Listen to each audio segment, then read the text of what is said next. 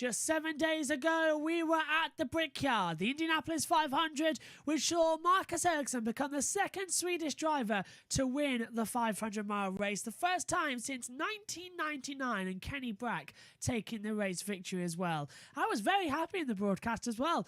I was my pick a winner, Marcus Ericsson. I'd chosen the week before as well after qualifying. He really did surprise everybody and did a massive performance of this year's champion. But a week is a long time in INDYCAR. We're now here in Belle Isle for the Detroit Grand Prix in the last ever race on this layout, the 30th running of the Belle Isle Street Circuit as well, before we move downtown for next year's Detroit Grand Prix on a layout that many have criticised. Let's hope we can say goodbye to this wonderful racetrack with a great race.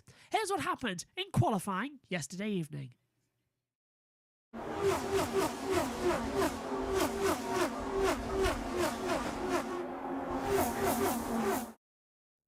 Green light is on then at the end of the pit lane as we are underway for the Detroit Grand Prix qualifying session, and this is really where the key information comes from. We are about to see exactly who's fast and who's not out there on the circuit as well as the messages flash up. So, first group out there, Devlin DiFrancesco top from Carl Kirkwood, O'Ward, Pagano, Lundgaard, Grosjon, Rahal, Daly, Ferrucci, Ericsson, McLaughlin and Castro Neves, and then a Dalton Kellett down in 13th place as well. They're on the board as things currently stand here for the Detroit Grand Prix. Not long left then, and O'Ward goes to the top of the screen, but Castro Neves looks quick. Did he go quicker? Yes, he did. Castro Neves to the top, 1:15.4367. O'Ward second, Ericsson third, the winner for the 500 just 6 days ago at this point in time as well. Pagano now goes third. Meyershank Racing have really come out the block there as well. Lundgaard fifth, Daly sixth on a quicker lap, as that is Ferrucci flying up to P7. Santino going well there. Now down in the order as well. Grosjon goes through. Pagano goes to fourth, Ericsson down to fifth, but it's Castro Neves on top and in the pit lane with 29 to go. So it's Castro Neves, O'Ward, Ferrucci down in seventh as well. Remember, fast six from each group go through to the fast 12, then we go to the fast six. Checkered flag is out. Session is over here at the moment as they fly back through. Who's next to cross the line? Carl Kirkwood has improved. Car 60, Pagano takes the checkered flag as well. Here's the 20 of Conor Daly. He's 3/10 up at the moment. Can he find some time as they round the last couple of corners? Keeping it hard, booting hard, keeping steady, back on the power as he comes to the line, and Daly doesn't improve. Now that's a shocker from Conor Daly. Not improving at all as he comes across, down in 10th, jumps up, Daly 7th. As the checker flag comes out. So that first part of qualifying for the Detroit Grand Prix sees Castro Neves, O'Ward, Ericsson, McLaughlin, Pagano, Grosjon top six, but Carl Kirkwood does finish in 8th position. So Grosjon 6th, Daly 7th, Kirkwood 8th, Ferrucci 9th, Lundgaard 10th, Rahal 11th, and Devlin DiFrancesco down in 12th position on the board. And Devlin, I think he's only taking the flag according to my monitor. Here on the moment, takes the flag and comes in. Devlin goes 11th on the board with Rahal 12th and Dalton Kellett down in 13th position. No laps for Dalton, though, in the number 4 AJ Foyt Enterprises. So, there we go. Castro Neves from O'Ward, Ericsson, McLaughlin, Pagano, Grosjon, Daly, Kirkwood, Ferrucci, Lundgaard, Francisco, Rahal and Kellett across the line. Group 2 heading out there then in the first part of this qualifying. Palou, Newgarden, Rosenquist, Power, Rossi, Mikulka, Sato, Dixon, VK, Herta, Johnson heading out there as well. Anthony, Jack Harvey and Will Power out there as well. And Venus VK being shown on the screen then as well. VK jumps to 6th, Herta top, Palou, Newgarden, Rosenquist as well. They're all completing their lap times, just getting some time out there on the board. They need to get the time in as well. It's getting quite close and quite competitive out there. The last ever race on the Belle Isle Street Circuit as well here in Detroit before it moves in towards the city centre. And what has arguably been said, a poor layout compared to the Detroit Grand Prix we've got right now as well here at Belle Isle. But It could be fun. Belial, looking at it, isn't a great circuit on paper, as you can see on the track map, but when you see it in person, it is just a spectacular race. Always provides us with some very great entertainment as well. As Dixon is up as well, a couple of tenths, so's Herta, so they're all moving up the order.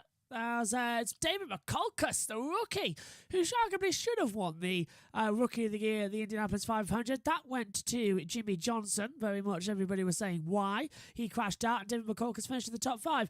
But still looking good. Okay, so they can set their time, then dive into the pit lane as the control line is at the exit of the last couple of corners and the pit lane is just at the entrance. So they're all setting their times and diving straight back into the pit lane.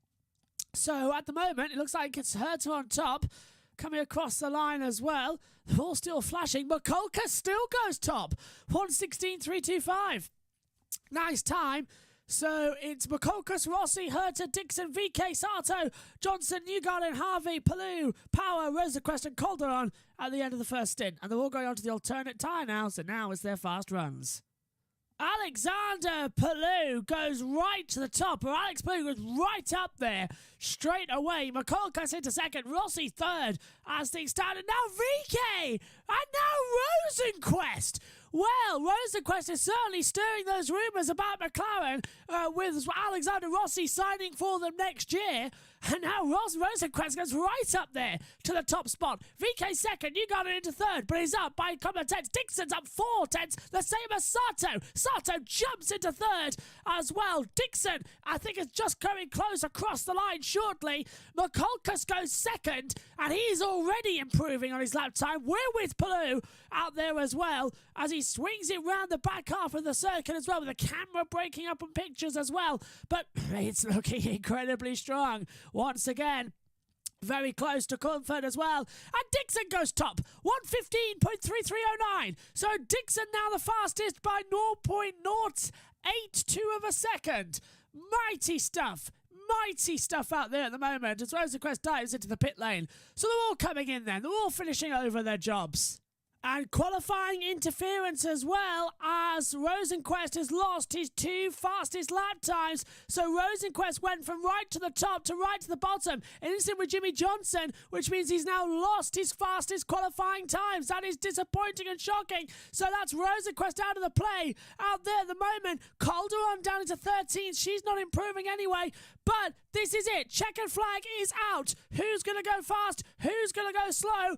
Top 6, McCulcus, Rossi, Newgarden, Dixon, Sato, Herta look to be those improving out there at the moment on the board to go through to the next part of qualifying. Everyone else filtering in the remaining slots, and nobody's improving out there. They're all 2, 3, 7 a second, tenths down as well. So it's McCulcus, Rossi, Newgarden, Dixon, Sato, Herta going through. After that as well, it will be VK, Power, Palou, Harvey, Johnson, Rosenquist, and Calderon goes 12th ahead of Rosenquist now. Herta improves to 3rd, but no one making moves elsewhere in the field. And Group 2 is go, and it has been for a little bit now. 4 minutes to go of the session. So, who's going quick? Well, Simon Pagenaud is going quick. McCulcus right up there. McLaughlin, Dixon, Ericsson, Castro-Neves, Rossi, Sato, O'Ward, Herta, Grosjon, Newgarden, the current running order as well. And they are actually going faster. Pagenaud's got 2 tenths of improvement. McLaughlin jumps up to 2nd. There goes Pagenaud back to the top as well, lap after lap, looking quick, looking strong, immediately diving down the pit road. Newgarden again looking quick as well, and with 4 minutes to go, all up on the eyes now as to who can break through. This is the Firestone Fast 12, and coming up shortly will be the Firestone Fast 6, but can Newgarden get up there? Here he is, the number 2, Joseph Newgarden, a champion twice over. Can he get a win here in Belial?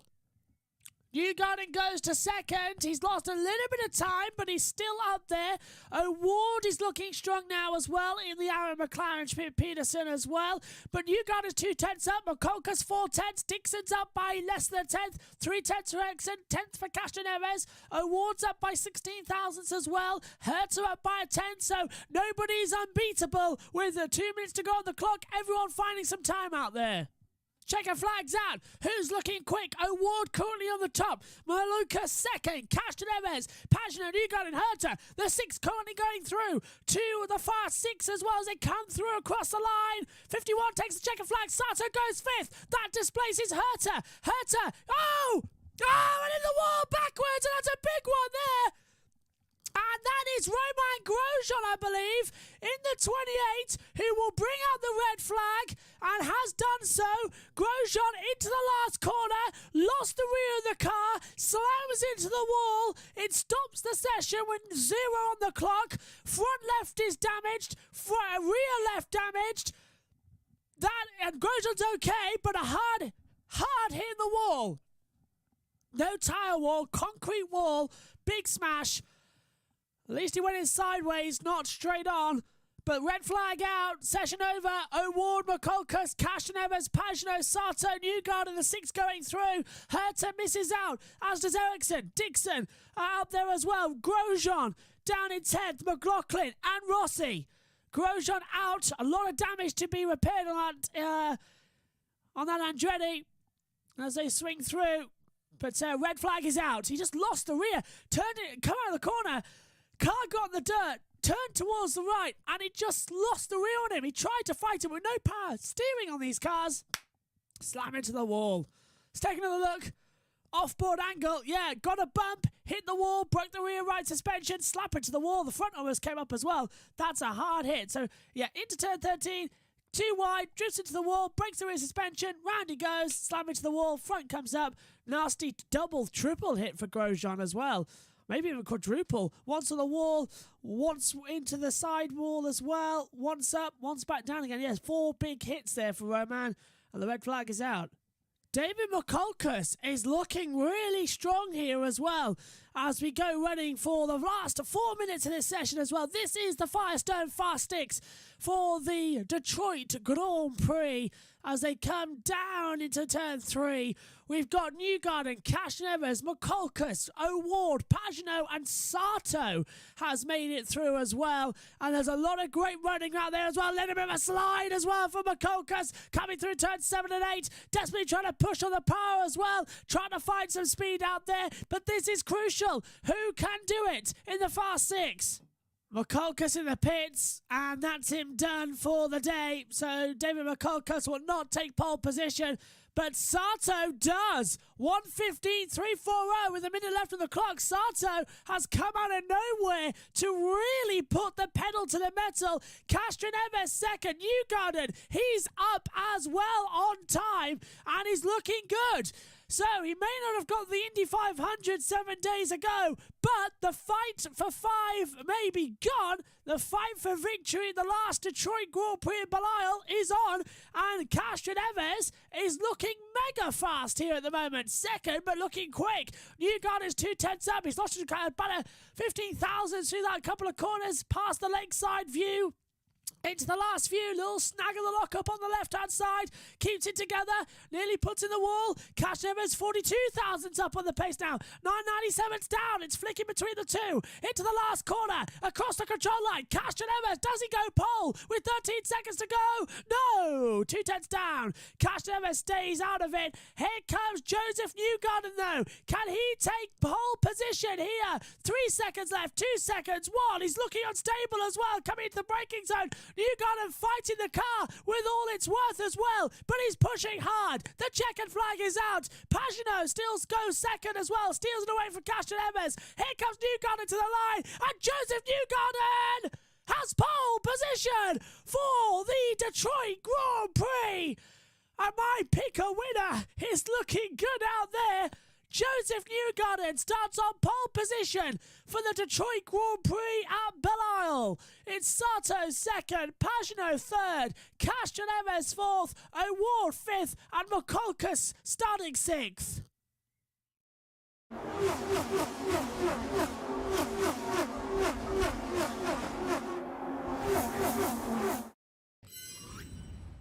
Hello everybody and welcome to the Detroit Grand Prix here for the last time on the Belial circuit as well. And hello to everybody listening on USRN and on YouTube stream. Welcome along to the Detroit Grand Prix. I'm Joshua Birch as well. Alongside me in the commentary box is Josh Plays as well. And we're getting ready. It's rain in the air here for the last time. It's the 30th Grand Prix here as well at the Belle Isle Street Circuit. And sadly, it will be the last as we will move more in towards the city centre. It's Joseph Newgarden who starts on pole position, and we are moments away from the start procedure. If I press button 2, hopefully that introduces Josh Plays, and it does, even though it looks like the timing screen graphic doesn't want to work on us just yet, so we'll take that away for now. But hello, Josh. How are you doing? You looking forward to today? There's a lot of action in the air, a lot of pressure, but this last race here at Belle Isle is going to be absolutely fantastic. I'm tired. Can I go to sleep? You can in around about 2 hours' time. We are about to have the national anthem as well. Let's give you some fast facts. This race has been won from the pole 4 times and 5 times from second place. The furthest back winner is started 20th on the grid. Fewest cautions at 1, the most at 8. In 8 double-header weekends, Graham Rahal is the only driver to have swept both races. However, this is just a single race event here today as well. We're about to have the Invocation as well, followed by the Canadian national anthem and the American national anthem here, with it being Detroit. As we're getting ready. What a place to have it as well. Motor City, Detroit as well. Famous, of course, Motown with music as well. But more importantly, with the booming trade of the automobile industry, not only in America, but across the world as well. It wouldn't be motorsport without a Detroit Grand Prix. Former winners in the field, Helio Castroneves, Scott Dixon, Will Power, as well as Graham Rahal. They've all won this race multiple times. Single race winners, Pagano, Newgarden, Ericsson and O'Ward as well. Castroneves and Dixon have won this race 3 times as well. We're about to cross over, though, to Detroit. I nearly said the Brickyard. We were there for 2 weeks. Apologies. But we were about to cross over to Detroit for the Invocation and the national anthems of Canada and the United States of America as well, as we are all set for the final race here at the Belle Isle Street Circuit. I wouldn't want to be on a boat right now, though. Lots of chances out there of water capsizing as well. Track temperature we can't tell you at the moment, because you might notice that our timing graphics, if you watch on YouTube, are from the Indy Lights race earlier on, which you saw Linus Lundqvist took victory. Anyway, let's go to the trackside for the pre-race ceremony. At this time, we ask that you please rise and remove your hats as the U.S. Detroit Arsenal Color Guard presents our nation's colors.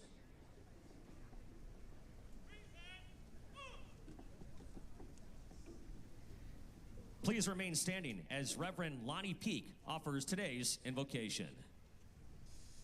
Lord, we thank you for this day. You are the creator and sustainer of all that is and all that was. Lord, we appreciate your hand of guidance and protection around the Grand Prix. We appreciate the leadership of Bud Dinker and Roger Penske and the thousands of workers who have come together to make this a success. We thank you for the resources that have rebuilt the Scott Fountain. Now, Lord, as we look forward to going to downtown Detroit, we're going to ask for the same guidance and grace around us as you have been with us on Belle Isle. We thank you for all you have done. We're looking forward to the future based upon what you have already done for us. We say this prayer in all of those in the household of faith who worship you. Amen, amen, amen. Wonderful words Here as to well. perform the Canadian national anthem, Ray Marinucci. Oh, Canada, our home and native land, true patriot love in all thy sons command. With glowing hearts we see thee rise, the true north, strong and free. From far and wide, oh Canada, we stand on guard for thee. God keep our land glorious and free. Oh Canada, we stand stand on guard for thee. Oh, Canada, we stand on guard for thee. And now for the American national Here to anthem. perform our national anthem, Detroit Fire Department Fire Engineer Operator Martin Rucker. Oh, say, can you see by the dawn's early light what so proudly we hailed at the twilight's last gleaming, whose broad stripes and bright stars through the perilous fight o'er the ramparts we watched were so gallantly streaming, and the rocket's red glare, the bombs bursting in air, gave proof through the night that our flag was still there. Oh, say does that star-spangled banner yet wave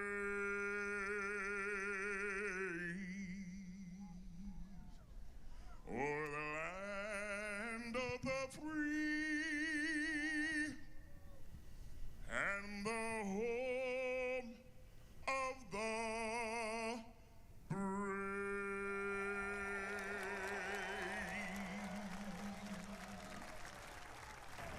The tension is building here as well. Let's head down as well shortly, I believe, to Pit Road when we come back. The fly past happening as well. Josh Play still alongside me up here in the comms box. We've got the grid. It's lined up, and you can see it looks a cracker as well. Newgarden on pole, Sato second, Pagano third. It looks to be an absolutely fantastic weekend ahead of us for the last Chevrolet Detroit Grand Prix. Considering we couldn't bring you quite a lot this year, actually, the national anthem, because it's always at different times. We've actually got somebody trackside as well who has texted us in the time details, so that's why we're on air bang on time. That's for those of you on YouTube. Those of you joining us on USRN as well, welcome to you as well. Hopefully you're going to have an exciting evening with us here as well. We certainly are looking forward to what is going to be a cracker.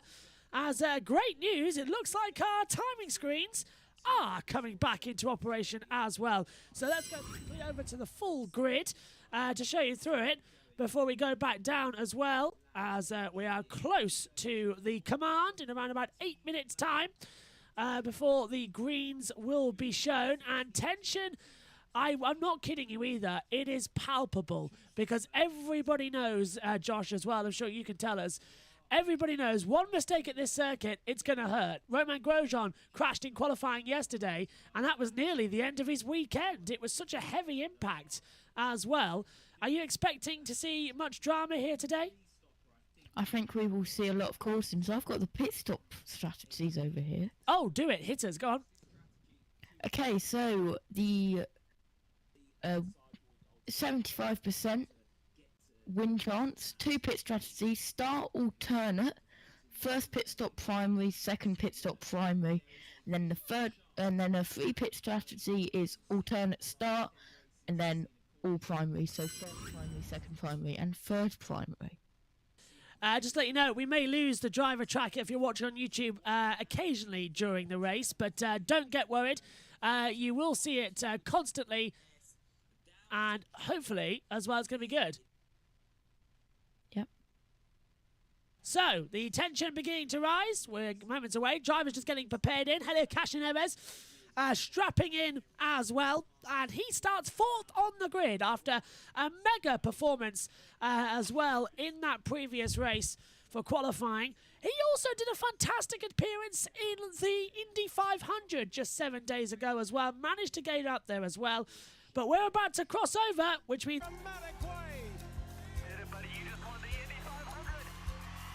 I can't believe it. I'm so happy. It's time to go racing INDYCAR style in the Motor City. Newgarden wins in Detroit. The checkered flag is there for Dixon in Detroit. Ericsson in Detroit. Checkered flag, good job, buddy. Wins for the first time in opportunity, and O'Ward grabbed it.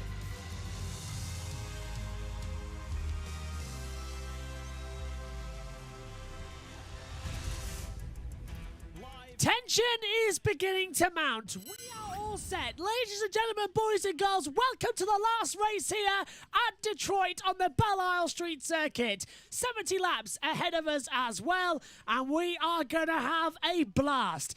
It's only 14 corners as well, but it's around the lake that has since disappeared as well. But this challenging, dramatic circuit has delivered us with so many unexpected items. How about when the formation lap started a couple of years ago and the cars, the pace car, crashed into the wall? It's dramatic. Let's head down pit road and get some information. For the 16th time in his career, Newgarden did such an impressive job yesterday. I don't think he had the fastest car.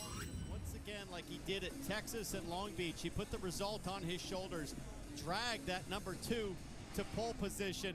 He told us afterwards, I'm either going to wreck or get pole. That's how committed he was to starting up front. That's how important it is to starting up front. Yeah, and Joseph Newgarden, of course, Josh, taking pole position and looks to be mega quick. He's my pick-a-winner. I haven't yet asked you, who's your pick-a-winner for today's IndyCar race? I haven't done pick winners this week, which is rare. Oh, well, you've got the perfect time. You've got 10 minutes until the green flag goes out. So have a think. Who's your pick-a-winner? Sorry, Simple. It's not VK. Not VK, I then. think it might... So I really want to do... I'm going to do Ericsson, just because I want to see Ericsson do a double straight after the Indy 500. I'll stick with that. I'll go with that as a good call as well. Seems to be a thing that could be done. Simon Pagenaud did the double beforehand as well previously, so it easily can be done. Look at that, Joseph Newgarden pole position going well. Right, let's take a look at the chat. Hello to Drew Blank Music. It says, thanks for your coverage from the beach of in Florida. Pleasure to have you along, my friend, and hopefully you're enjoying what's happening over there as well in Florida. Cynthia says, hello, VK is P14 to P1. Well, we've seen stranger things happen. And speaking of stranger things, you said you've just watched the first 3 episodes of season 4, and now you can't sleep tonight. Neither could I. I mistakenly watched part 7 at 1 a.m. in the morning. Let me tell you something, that was a very disturbing dream. Going down as well, Cynthia also says, and it's not even horror. Imagine I'd watch horror. I can't see myself watching horror. Let me tell you something. I had to go to the commentary box yesterday for Formula E. It was 4:10 in the morning. The sun was just starting to come up. I still thought that the clown, Pennywise, was chasing me down towards the commentary box door. I don't do horror either. The Little Owl says, IndyCar time as well. And they also say, my winner, McCulkus, got it for Grosjon yesterday. Yeah, David McCulkus should have been the Rookie of the Year at Indianapolis. Wasn't. That got given to Jimmy Johnson. Even though Johnson crashed, and we had more action from David McCulkus, who even led a lap as well. But still, there you go. That's the way. Apparently, he was voted by the media. We must have missed that vote, Josh? Because I think last weekend we would have all said David McCulkus instead. Yeah, I think Malukas was definitely the rookie at Indy 500. Johnson was going very well, but he just shined. Malukas, as you said, even led a lap. When was the last time that the rookie led the lap at Indy 500? I think it was. I would have said Rossi in 2016, but then Alonso led a lap, didn't he, as a rookie in 2017. So if you want to be technical, it was Alonso. If you want to be factual, it would have been Rossi. But David McCulkus still the first rookie in a long time of a pure rookie in IndyCar as well, who's come up through the junior ranks to take that position as well.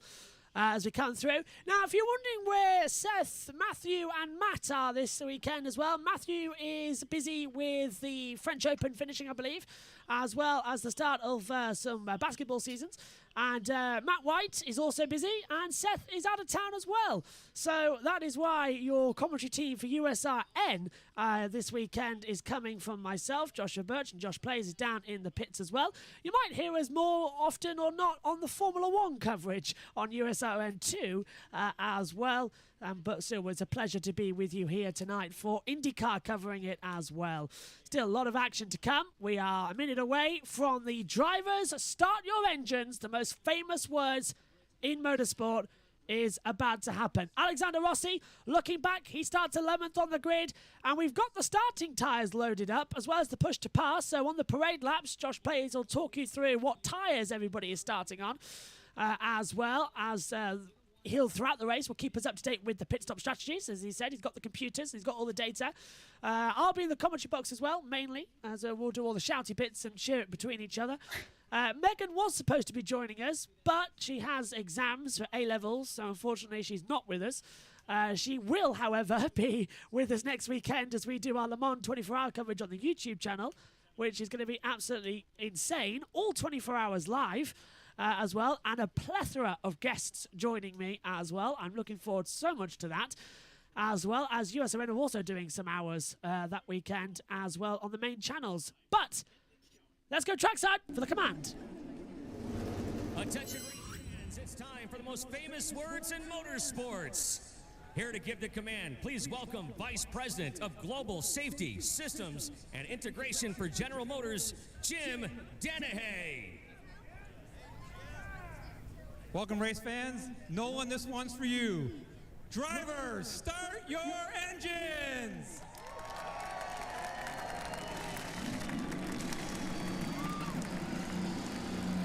26 cars. I couldn't have said it better myself, Lee Diffie. 26, that's exactly what I was going to say. 26 cars of INDYCAR fire up as well for one more time at Belle Isle. The green flag is about to fall. The pace car, the Chevrolet pace car, is about to head out onto the track, ready for the action. And Josh, this is going to be something we've never seen before. It's going to be absolutely chaotic. Are you ready for it? I'm not sure I am. I'm not ready for it, and simply just said, imagine someone having a voice crack saying start your engines. I would die laughing. So would I. I would really be upset and cringing at that point as well, as we're just getting ready for the start of the formation laps as well. We've lost our coverage once again, you know. It does seem to keep happening up here in the comms box as well, and we will try. As I said, it's going to go off every now and then, thanks to Wi-Fi issues, but it's better it happens now rather on the laps as well, going towards the grid. Network of connectivity limited or unavailable. Anyway, the cars are heading out onto the track as well. We'll go through the field in a couple of seconds, but Josh, just tell us about the starting tyres. We can see them on the YouTube screen, but those on USRN can't. What's everyone chosen as we head to the green flag? Why is my mouse frozen? Technical difficulties across the board, it seems. As soon as we go green, everything decides, nope, not going to work anymore. It's because I've gone and got my box, which controls the race control messages. It's messed up my mouse. No worries at all. We'll be heading down in a second anyway. Joseph Newgarden is on. Let's go through the grid then. We may as well do that. And then you'll go through the starting tyres. It's Joseph Newgarden who's on pole position. Takuma Sato starts second. Simon Pagenaud is third. Helio Castroneves fourth. In fifth position, it is Pato O'Ward as well. Sixth for David McCulcus. Colton Herter is seventh. Marcus Ericsson starts eighth on the grid as well. Watch out for him. He's going to be a devil throughout the race as well. Scott Dixon starts ninth. Alongside him on 10th position is Scott Dixon. The two Scots and the two New Zealanders. Side by side, what could possibly go wrong? Further down on the field as well, as we come into play for the race, we've got Alexander Rossi, 11th. Romain Grosjon starting in 12th position. Conor Daly, 13th. Venus VK is 14th. Carl Kirkwood starts 15th. Will Power is 16th. Santino Ferrucci, 17th. Alexander Palou is 18th. Christian Lundgaard, 19th. Jack Harvey in 20th. Devlin Di Francesco is 21st. Jimmy Johnson, 22nd. Graham Rahal, 23rd. 24th for Tatiana Corduan. 25th for Felix Rosenquist. And 26th for Dalton Kellett as well. iPad syncing up, which is great news. About to get connectivity back, and I have our driver tracker back, which I'm sure everybody is eager to have as well. Let's head back then over. We're going to have in a second, I believe, all of the action for this broadcast, because we're going to head down to pit road and get some information. We're 2 minutes away from the green flag here for the 30th and last running of the Belle Isle Street Circuit race here.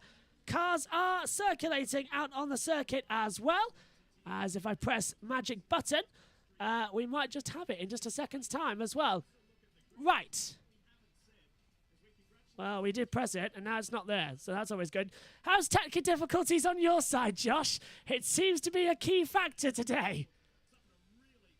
My mouse isn't working still, but luckily I've got a touchpad, so... Take us through the grids. Oh, and my keyboard has stopped working as well. Anyway, moving on, everyone is on the alternate tyres except Dixon, Kirkwood, Power, Plo, Lundgaard, Di Francesco, Rahal, Grosjon, Kellett, and Kellett.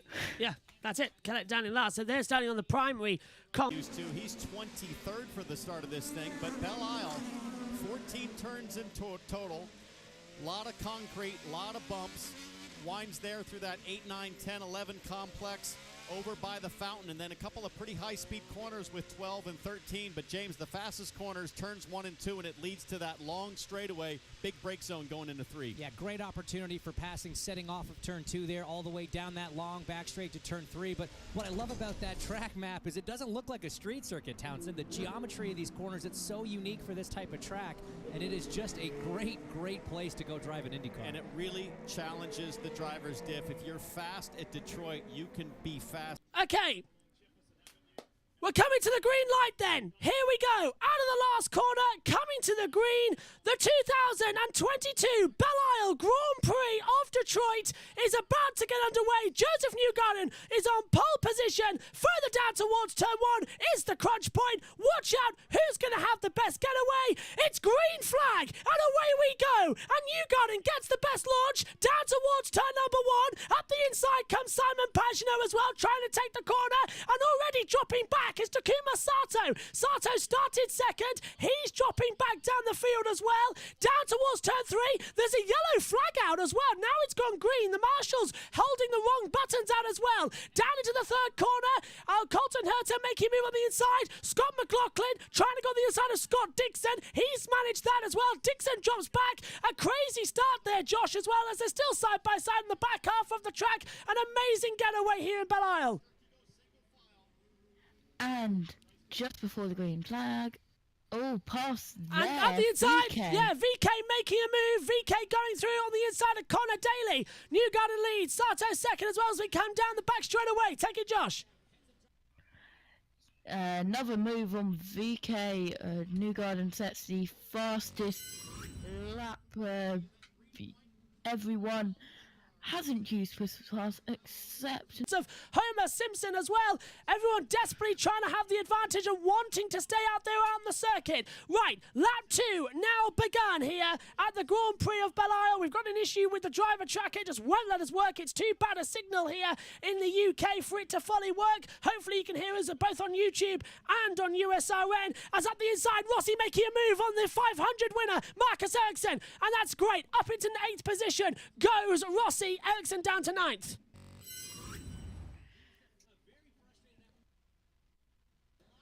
And as they come through then on the inside, trying to have positions, Rossi takes 8th, Ericsson down to 9th. As I said, Newgarden's got a 7/10 advantage as things currently stand as well. Kashnev is in 3rd. He's actually gained a position from where he started, with Sato dropping back down the order.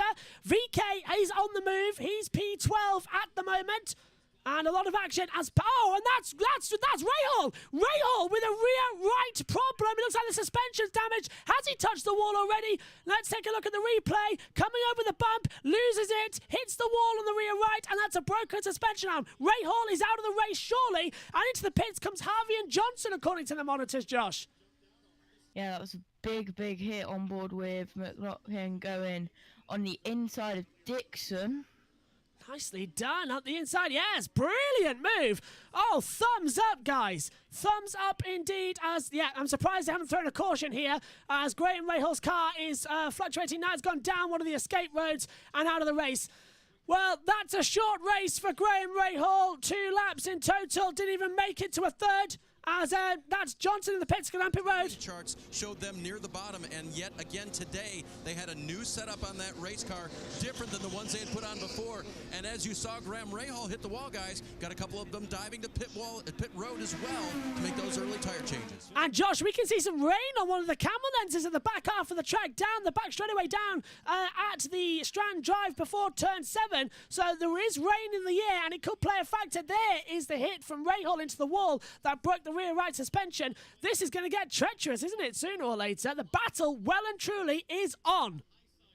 Yeah, apparently too on my screen, VK is on the pit, in the pit road, and I'm going to do what I do best and check the weather radars. Absolutely, as we're just trying to get back in operation, by the way, to bring you a driver tracker, because there might be a way it can be done. So meantime, we're both in radio commentary on every single side of the broadcast, but I'm sure you don't mind, because it's not the of faces you want to see, it's what the information you want to have on the track, and this way you get slightly more of it. VK has come into the pit lane as well, so I wonder if that rain is causing problems out there. He's taken a very early stop, 4 of 70, not usually the time to come into the pit lane, not usually the time to have it. It's going to pit road. G7, Dave, G6. And he's put on black primaries. And now waiting, and now he finally leaves. That was longer than he wanted. Put the primary blacks on. A new set, no scuff. So a brand new set of black primaries then for Venus VK. I can already hear Synthel in the background talking about it. Hopefully he's not going to have too many bad problems. Did you say rain? Yes, I did, Synthel. I did say rain. It is coming. 67 laps to go. Lap 4 of 70 here at the Bellar Street Circuit as well. And I have no idea what is happening, but there is no internet connection. As into the background then, Graham Rahal enters the pit lane. It's Rosenquist with the fastest lap, a 118.770. So he's making up the moves and making up improvements on the time as well, as we continue to scrape down the hills again. Newgarden leads by 0.4 of a second. Pagano and Cashnevers and the Meyershank Racing are desperately holding the two of them up as well, trying not to have the power and trying not to lose. Well, let's face it, trying not to lose face, I think, is a pretty accurate statement right now as well, as they continue hurtling down to pit road. Rossi may have jumped into pit lane. He did. He did. Yes, he did. The aggressive 3-stopper. He's in now. He's putting Rossi the black pits. sidewall tires on, Dave. Yep, and they didn't scuff any of them. These will be all new for the 27 today. Talked to Brian Barnhart, the strategist. I asked him, we thought the car had more speed than what it showed on the chart in qualifying. He said it is a rocket, and you've seen Alexander already showing that. So Rossi comes into the pit lane then. That changes situations once again out there on the track. Fingers crossed we're going to have an interesting situation. That rain does come. They're all trying to put on the alternate tyres in order to not miss out on any other issues, i.e. that rain that could be coming any time here. But still, this is turning into an amazing strategy play of a race here as things currently stand here at Belle-Isle. As up the inside, that's Will Power passing, I believe. That is him passing. Yes, it is. Getting through on Conor Daly on the inside line down at turn 3. I tell you what, Josh, this race is turning into an absolute barnstormer. I can't wait for the rain when it comes down. There is rain on the way, Josh. Oh, brilliant. How far away? Literally right on top of us.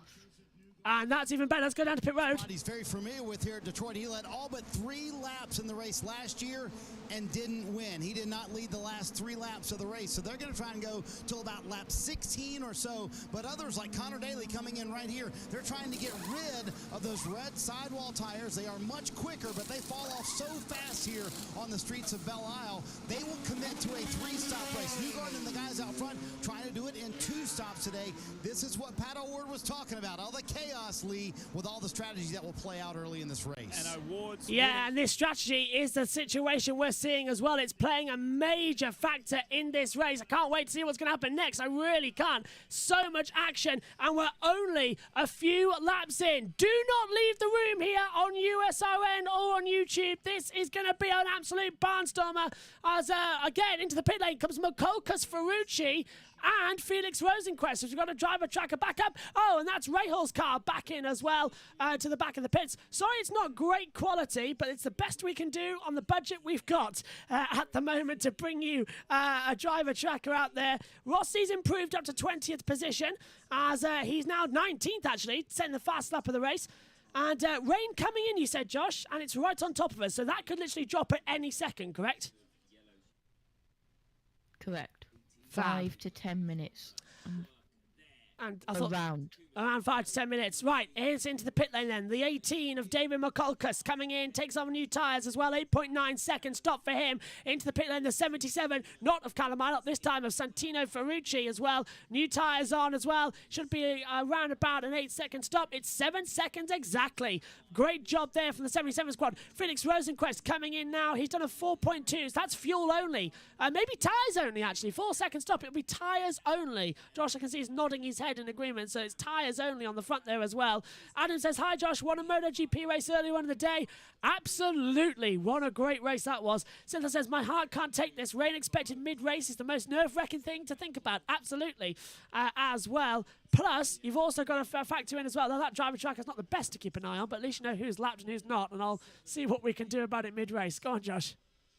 I heard in MotoGP that a rider that was on the podium thought that he took the checkered flag when there was still 1 lap to go. Aleix Espargaro, yeah, took the checkered flag, started celebrating for second, and dropped down to 5th in the end. So, disaster for Aleix Espargaro.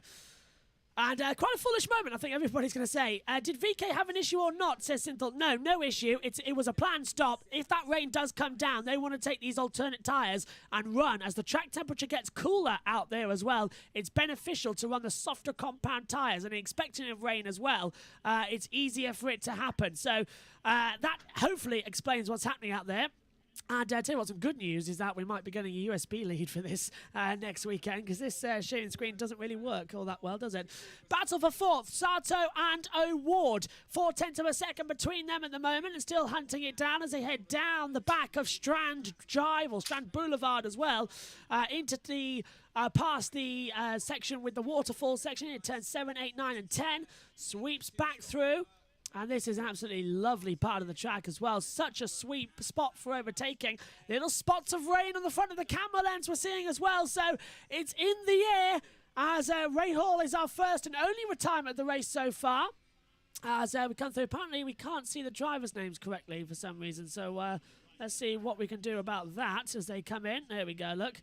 It's a little issue on the board as well as we come through, but this Ballar Street Circuit is delivering us with yet another exciting race. 62 laps to go.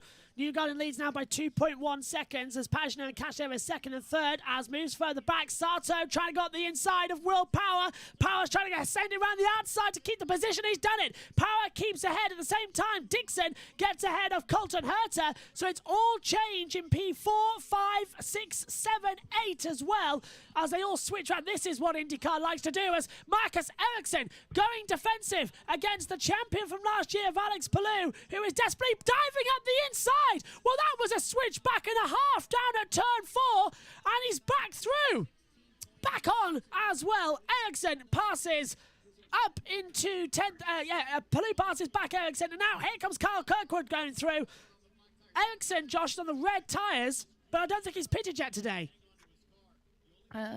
You can see the pits. Yeah, you can see the tracker quicker than I can with that run. No, he hasn't. Yeah, has not pitted. So, and as I just upgrade my setup so I can actually see the TV without having to stand up.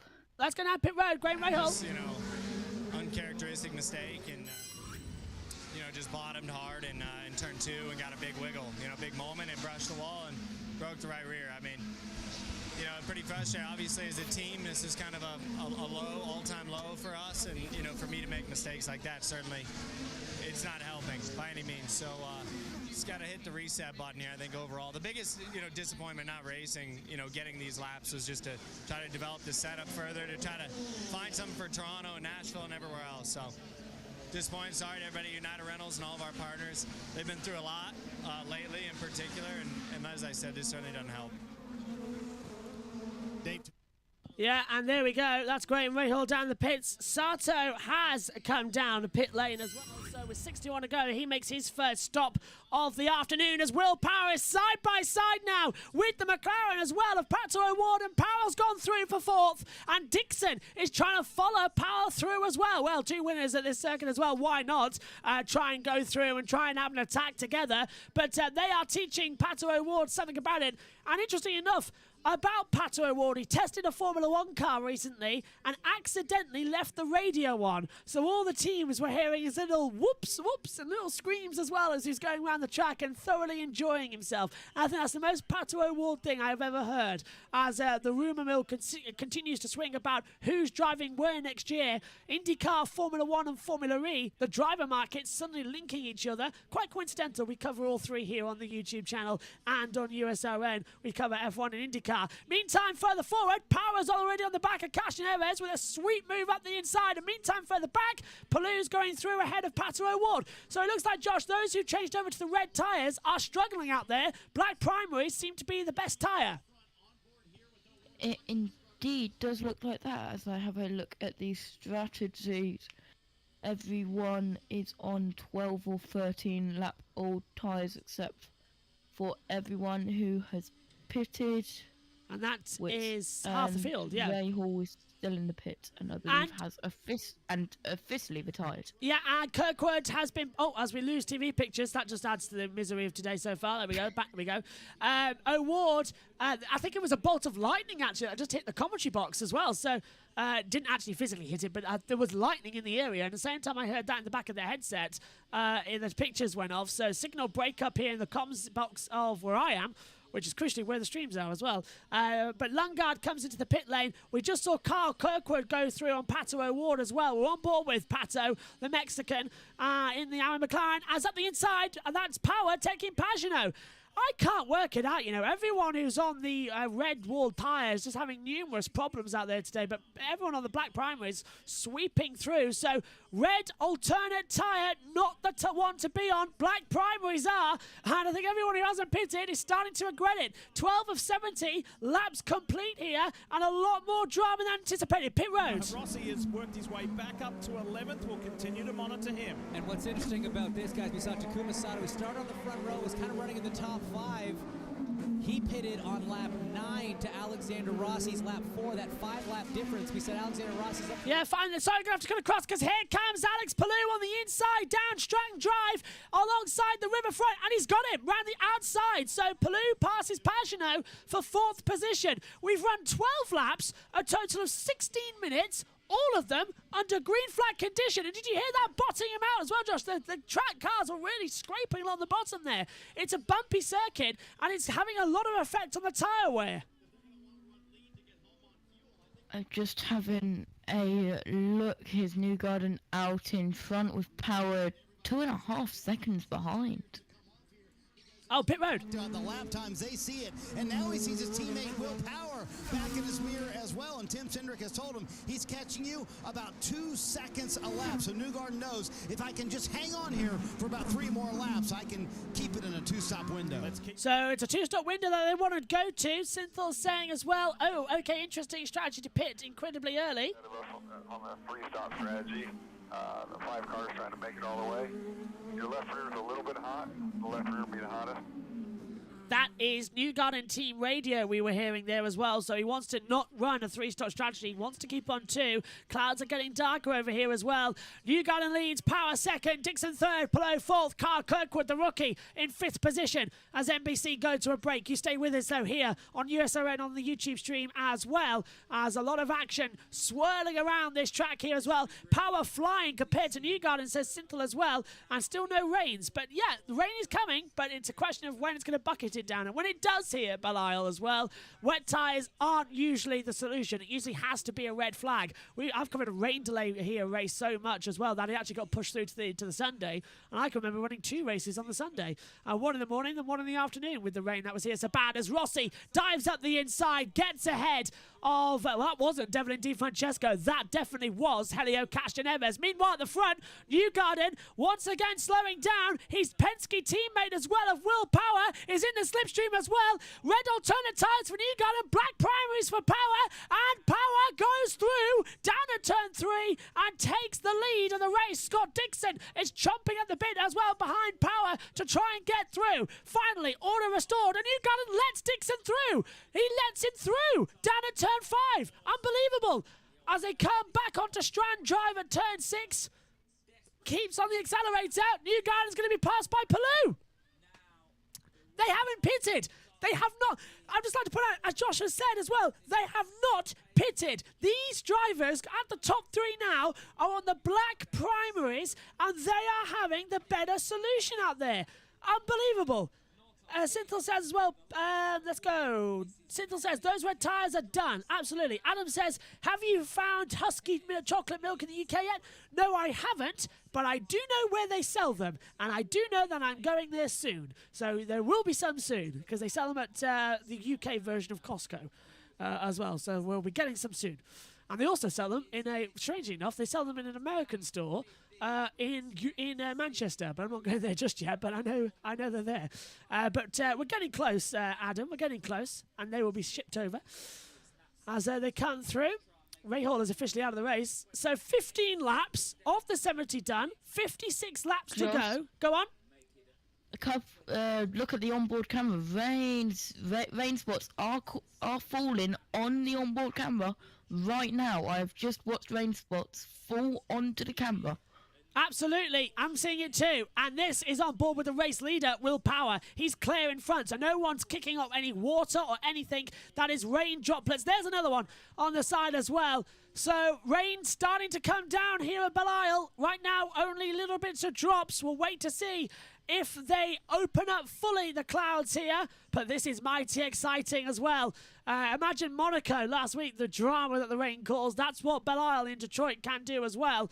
And let's just see, how's it like out there in Florida as well?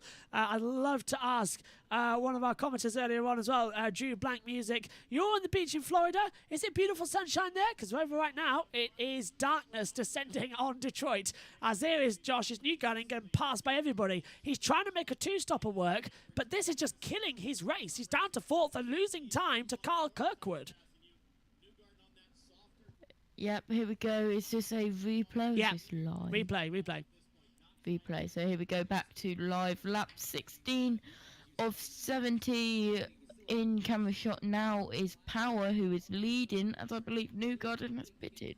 Or has lost, or has made a mistake. He's down to 4th. He's actually, yeah, you're right. He's been passed by Carl Kirkwood. Carl Kirkwood has now passed him, so Newgarden has dropped down into 5th position. Rossi's closing in on it now as well in the 27 Andretti Autosport. Penske lead with Will Power now in command. Penske have led every single lap so far here today, with Newgarden leading 14 and 2 laps now being completed by Will Power as the race leader.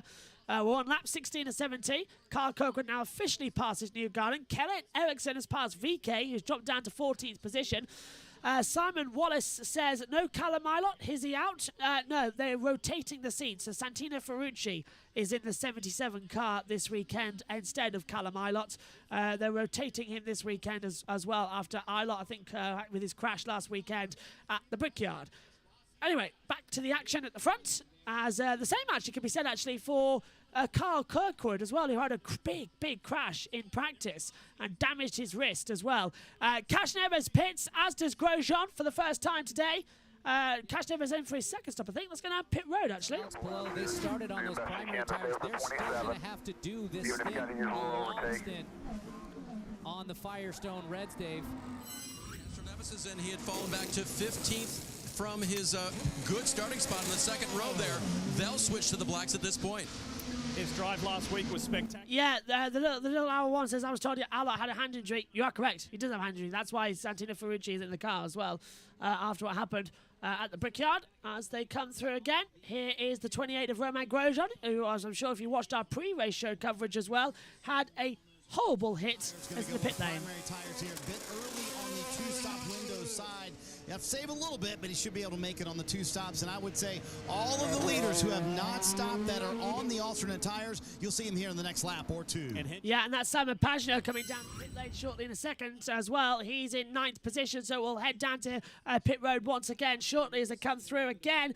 As I thought we were in caution for a second there, but it's not. So breathe a brief sigh of relief as they swing back down. Where does the weather forecast say? Still no rain at the moment, or move to later in the race? I'll ask Josh Plays that as well, who said it is still right on top of us, but it can be so unpredictable here in Detroit. It could be raining at one half of the track and then completely bone dry on the other as well. But the weather forecast is Josh's specialty.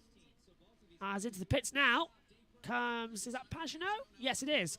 But the timing screen seemed to be a little bit further ahead there as well. And then what we are watching as a big wheel spin for Pagino coming out of the pits. He's put on the black primaries as well. 6.7 second stop. Looks like Colton Herter is getting ready to come in as well for a change of tyres. And have you got the weather forecast, Josh? Do you know what's happening out there? Let me just grab it for you. Oh, sorry, McLaughlin spun. McLaughlin spun, and he's off the track. He hasn't put out a caution, but Scott McLaughlin was sideways down one of the escape roads, and now he's hit the barrier. He's hit the barrier in the front left tyre. I don't think it's done suspension damage. I don't think it's done wing damage, but he got it in reverse. Now he's having to refire it again. This might cause a caution. There's only a local yellow out there.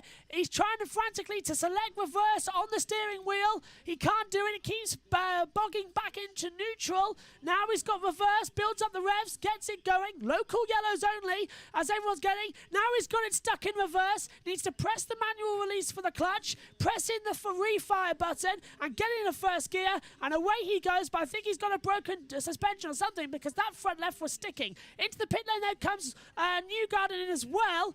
Newgarden in now to the pit lane. Alternate tires see Joseph Newgarden. That car absolutely losing speed every lap.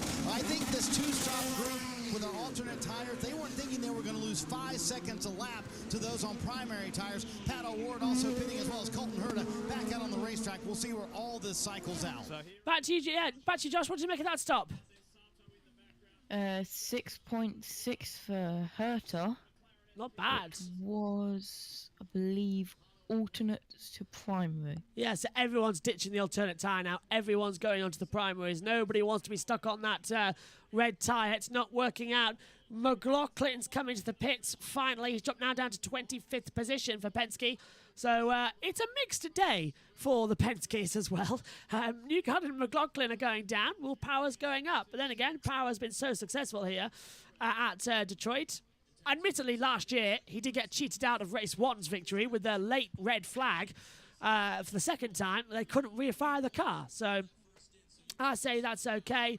McLaughlin in a green flag pit stop, I think, is now leaving the pit lane. Although there are pictures, actually, for some reason at the moment on Sky, are like 30 seconds behind the timing screen. It's never usually like that. It's only like a couple of seconds. So I can only assume that NBC have had a problem somewhere along the line and have delayed our coverage a little bit, because it's ridiculous. Timing screen's like 30 seconds ahead. There's Marcus Ericsson now with a full body stop, and he's already been shown as left the pit lane. 7.3 seconds as he exits as well. We've got pit lane radio. For the week that their driver had touring the country, talking about his win in the Indy 500, they know that they performed as well on pit road, and they've done it again here to start in Detroit. Absolutely fantastic as well. As they swing back down the drive, this is a replay of what happened with Scott McLaughlin. Big lockup on the left-hand side and the right. So it's a double lockup. That indicates to me that the brake bar wire has not worked. And he drifted into the barrier. Now, that was something, wasn't it, Josh? Just drifting around that circuit. That was quite... just stick 2 more IndyCars in and you've got a perfect park there. Look at that. Oh, pitch perfect. It didn't even touch the wall. He perfectly parked that. And is that degradation on the road surface? Or has that just happened, or has it been happening throughout the weekend? I haven't noticed it. But there's a little crack down the start line where they're braking on it. And because it's got grass on it as well, it's like you're just skidding on mud to come through. So not very nice. Can't you pause and sync your timings to the live pictures? I can't pause the timings at all, unfortunately. It doesn't let me. So the timings, it used to be able to delay them. Now Yeah, it has got a delay feature, but then it delays it and it only updates every 30 seconds instead of every 10 seconds. Yeah, so that's enough. It used to do it live, but then Timing 71 released this web version app, Chrome extension, and it's that's the only one we can use it with. But it does mean we get great live timings for Le Mans next weekend, so I'm sort of like hearsay. I'll have it. Just to remind you, if you're watching, every single live moment of the Le Mans 24 hours across practice, qualifying and the race will be broadcast here on YouTube next week as well. You're home for the 24 hours of Le Mans. And also, don't worry, we will still be covering Formula One in capacity as well. I'll be commentating on practice 1, 2 and 3. Megan will take you through qualifying. And me and Ian Birch will take you through the race as well. In terms of the British Touring Car Championship, because Josh isn't with us, he's on a different race event. I'm flying solo, but it works best that way because that means I can just go sink off into another room as well to do the broadcast on my own. Before Megan will have to do 2 hours with a voice partner for when me and Dad are doing the Azerbaijan race. And then, of course, we've got the INDYCAR next weekend. Over to you, Josh. I have got grandstand seats.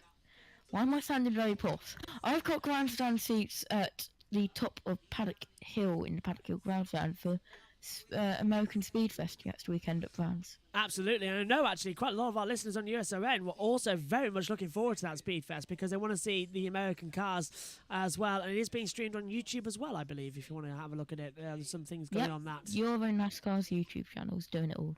There you go. And for those of you on YouTube and on USRN who wants to listen to that, you can. Pit stops in. Second time today, Helio Castroneves. Off go the black primaries. Brand new set go on as well. And he's having a new steering wheel fitted. That's interesting. It was a long time on the wheels, but Castroneves with a brand new steering wheel. And now it won't work. It won't refire. The wheel will not restart. This is drama for Helio Castroneves. The car won't restart with the new wheel, and they're having to refire it manually. So Castroneves has sunk right to the back of the field. Well, that is dramatic indeed. So, poor old Castroneves. That's the first time I've seen all 5 wheels change, though, on INDYCAR, and now they can't get it restarted. That only seems to work, Josh, doesn't it, in Formula One? It does. Just trying to do some clever things, but it's not wanting to work for me. It's a day for that as well here in the UK. A lot of storms around as well, which is affecting broadcasting. Although I must admit, ever since I've moved it onto the different thing, the driver track is at least behaving. But we'll have it fixed. Megan's back with me next weekend for INDYCAR as well, which is great. I'm sure Josh will be around. No, you're not, of course. Oh, sorry, I forgot if you're not here. As Jimmy Johnson going defensive against Marcus Ericsson. Ericsson slips up the inside. Johnson falls back down. And so we're in the pit stop window. I can't work out where Ericsson is. He's down in 19th position. And now Herter, who's down in 20th, goes through as well. This is a very mixed up field as well. That is happening as well. Can't wait for it to go through. Synthel says, can't wait for F2 as well. Absolutely.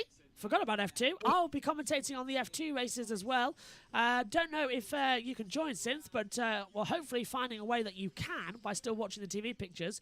We're having very big brainy moments. Go on, Josh. What time the INDYCAR is next week? I think like 6 o'clock in the evening, so there's no chance you'll be back by then. Yeah, because it ends at 5:30, doesn't it? Yeah, so... and it's a 2-hour drive back. So yeah, no chance. You just take that weekend off as it comes through. As Jimmy, that's a move going on. Conor Daly. I can do Friday, Saturday, not Sunday. Fine by me. So that's Daly getting past Carl Kirkwood, who just came out of the pit lane. So Daly goes up to 8th. Rosenquist takes a new pit stop bound to pit road. Hopefully that means the Reds, they'll be taken care of a little more. They like that Firestone rubber on the track. Maybe they'll be a bit more durable than they were in the first stint when the track was green. There was none of our rubber on the track. So that's why they opted to go for another set of primaries and save the alternates for the end. Alternate tyres seems to be working later on in the race. Right, let's take a look. Carl Kirkwood as well. In the number 14. This was Friday in IMSA qualifying. He's done the double here, Carl Kirkwood. Took pole position as well for that race. And then in INDYCAR practice 2, made contact and heavy into the wall as well with the 18 of David McCulkus. A little bit of a bad arm and a bad wrist. And on Saturday in the IMSA race as well, he was icing it. but he came home to take the victory. And then here today as well, he celebrated in the fountain as well. And he's got the ice back on him this morning, but it's looking good as well that he's doing well out there out on the circuit for Carl Kirkwood. And now Alexander Rossi's just come into the pit lane. And pit road. They are brand spanking new. Out in front of his... Yeah, trying to find out what tyres they are. I think they're black as well as he's side by side with Conor Daly down the start-finish straight. Down the back straightaway towards turn 3. Daly's going to hang around the outside. Lots of brake dust kicking out as well. And Rossi's locked up with the new black tyres as well. They're not to temperature yet. He tried to run before he could walk, and it didn't work out. As into the pit lane comes Will Power. The race leader is in for the first time today, and he has taken that a long, long way into this race. A total of 25 laps on the black primaries. Scott Dixon, I believe, is going to take the lead of the race. Yep, as he does now, just having a look. Rossi touched the wall on the exit of turn 2. Rossi touched the wall exit turn 2. Wow. Yeah. As we're so far behind now as well, because Power's come back out in 3rd position, and that was a 7-second stop. So I don't know what's happened with Sky F1 here. Maybe they came on late or something, but very shocking that this isn't live at all, and it's affecting our broadcasting because we're seeing things before they're developed. Because we're going to see a caution, wait 30 seconds. I honestly believe the international broadcast that we use via a VPN to get hold of is ahead of the TV pictures. That is how crazy it is here today. So Devlin DiFrancesco, he's down to 11th position. Cashin Evers is out of the race officially now. So the Hello Cashin Evers is out, as there's Devlin DiFrancesco having a pit. Black Primary is going on his way as they come back through. And Power now down to 3rd position, but Dixon and Palou yet to pit and now pitting. Sato dives up the inside of Santino Ferrucci. Pit road. Nevis for about 5 minutes now. Listen to his radio explain. Yeah, there's something's wrong with the dash. The car's not shifting gears either. Yeah, we see it. Let's keep going. We're looking at it. And that's if it's undrivable, we Elio. can hit and change the steering wheel. They've tried swapping out the steering wheel. It's still not right for Elio. Meanwhile, Scott Dixon is in. The reds go on. Remember, he started on the blacks. This will suffice for his use of the new reds, Marty. Alex Palou coming down pit road. The Ganassi guys trying to pull one out of the hat here in Detroit. They haven't really had a pace all weekend long, but the strategy might work out for them. They're going with alternate sticker tires as well. He flashes out right behind his teammate Scott Dixon. So all of these different strategies, Tiff, they're going to play out over this run. And what we haven't mentioned yet in this broadcast, as we look at Scott Dixon in the PNC. Yeah, Dixon's rejoined. For Chip Ganassi Racing. Folks, if you were watching the Indy 500 last weekend, you know how much Scott Dixon was above the pit lane speed limit?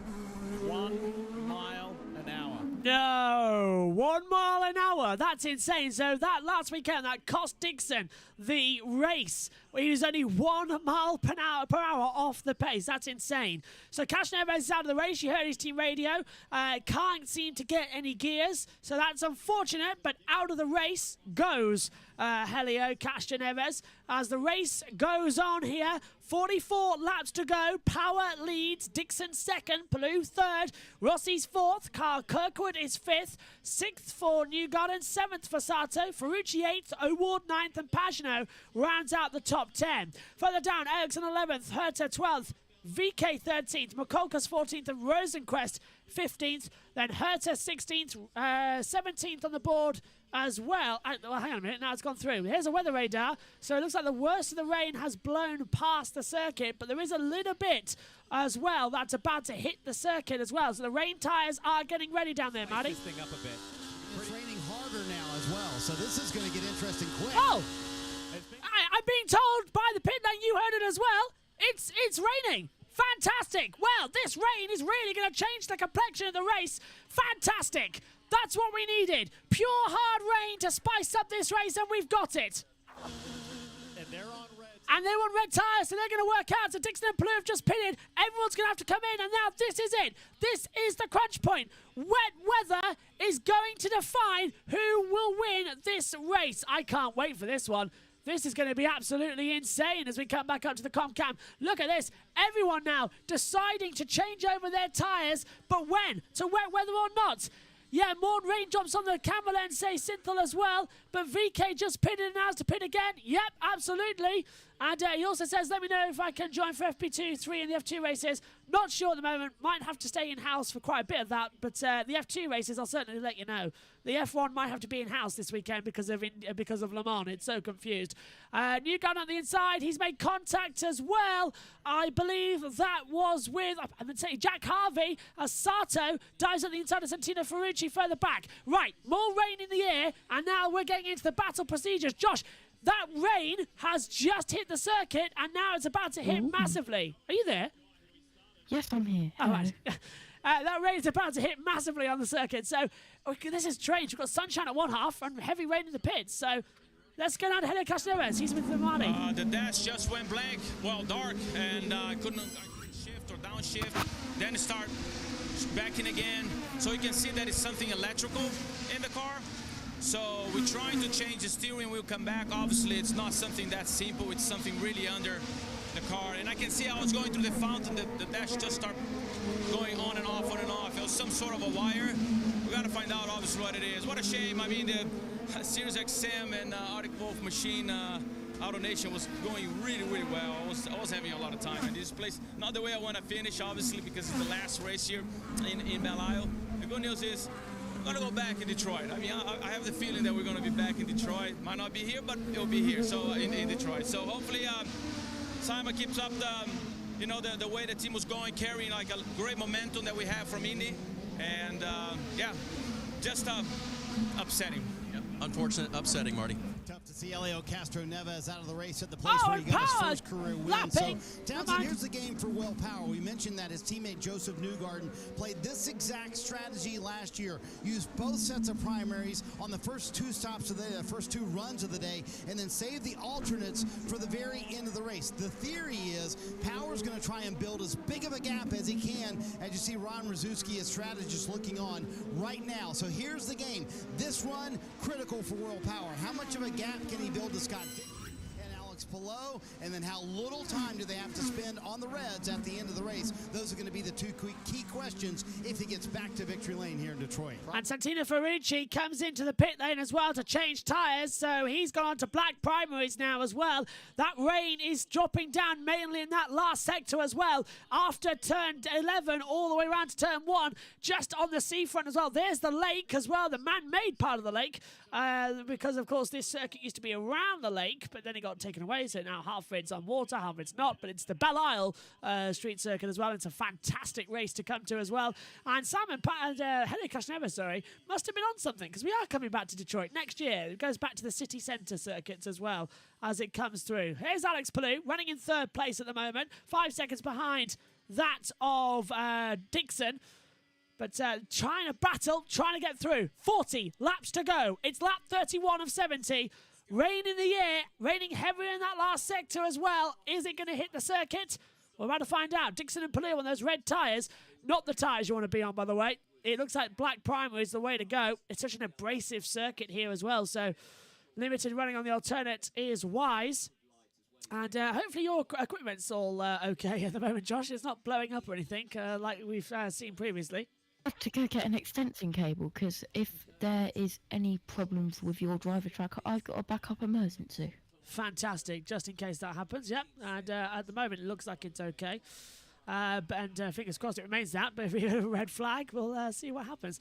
And again, it looks like, I don't know what's happened to the computer. It used to be able to run Discord at the same time. No, it doesn't. So if anybody out there is an OBS and has knowledge on it as to why my computer was running Discord and OBS perfectly and now it's not, get in touch with me. The email is joshuabirchjournalist@outlook.com. Get in touch. Or at joshuabirch99 on Twitter. Send me a DM. My DMs are open. As I think that's what people say. The young people these days, I don't know.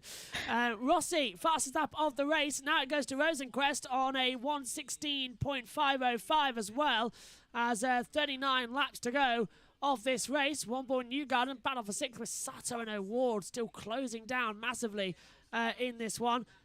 And still, we're approaching half distance, and it's been quite an okay race so far. Caution free. I remind you, we told you in the pre-show as well, the fewest amount of cautions here is 1. So we have had, every single race here has had a caution. The most has been 8, the least is 1. And so far, we're approaching halfway, and we've had green flag running. Are we about to have one of the most boring races at Belle Isle? That's, yeah, it's a talker, so don't worry about that one. I'm sure that's that one as it comes through. And my pick, by the way, of Newgarden, how wrong was I? He had a great qualifying. Now he's dropped all the way down to 6th position and still looks like he's struggling out there as well. So my pick a winner was, unfortunately, not all that good as they come through. Rosenquist still with that fast step of the race. One ball with Pato O'Ward now as well in the Arrow McLaren Schmidt-Peterson, whose teammate next year is going to be Alexander Rossi, as well as he announced he's leaving Andretti, joining McLaren in the INDYCAR team. Pato, of course, announced back at the Brickyard for the 500 that he has signed a contract extension until 2024 with the team. And all these Felix Rosenquist, is he staying with the team, or is he going to head off to Formula E, as he's had more experience there, to head up their McLaren program when they take over Mercedes? That's what I mean when I say the driver market is all over the place and so confused. It involves Formula 1, Formula 2 and Formula E. It's absolutely brilliant. So, Power has a 5.6 second lead to Dixon. Palou third. He's 8 seconds back from the leader as well. Few more raindrops and things like that's what we're going to have. Psychological rain, where it rains, but it doesn't affect the track surface. So it's getting quite tricky to see who's going to happen, what, where, how, and now.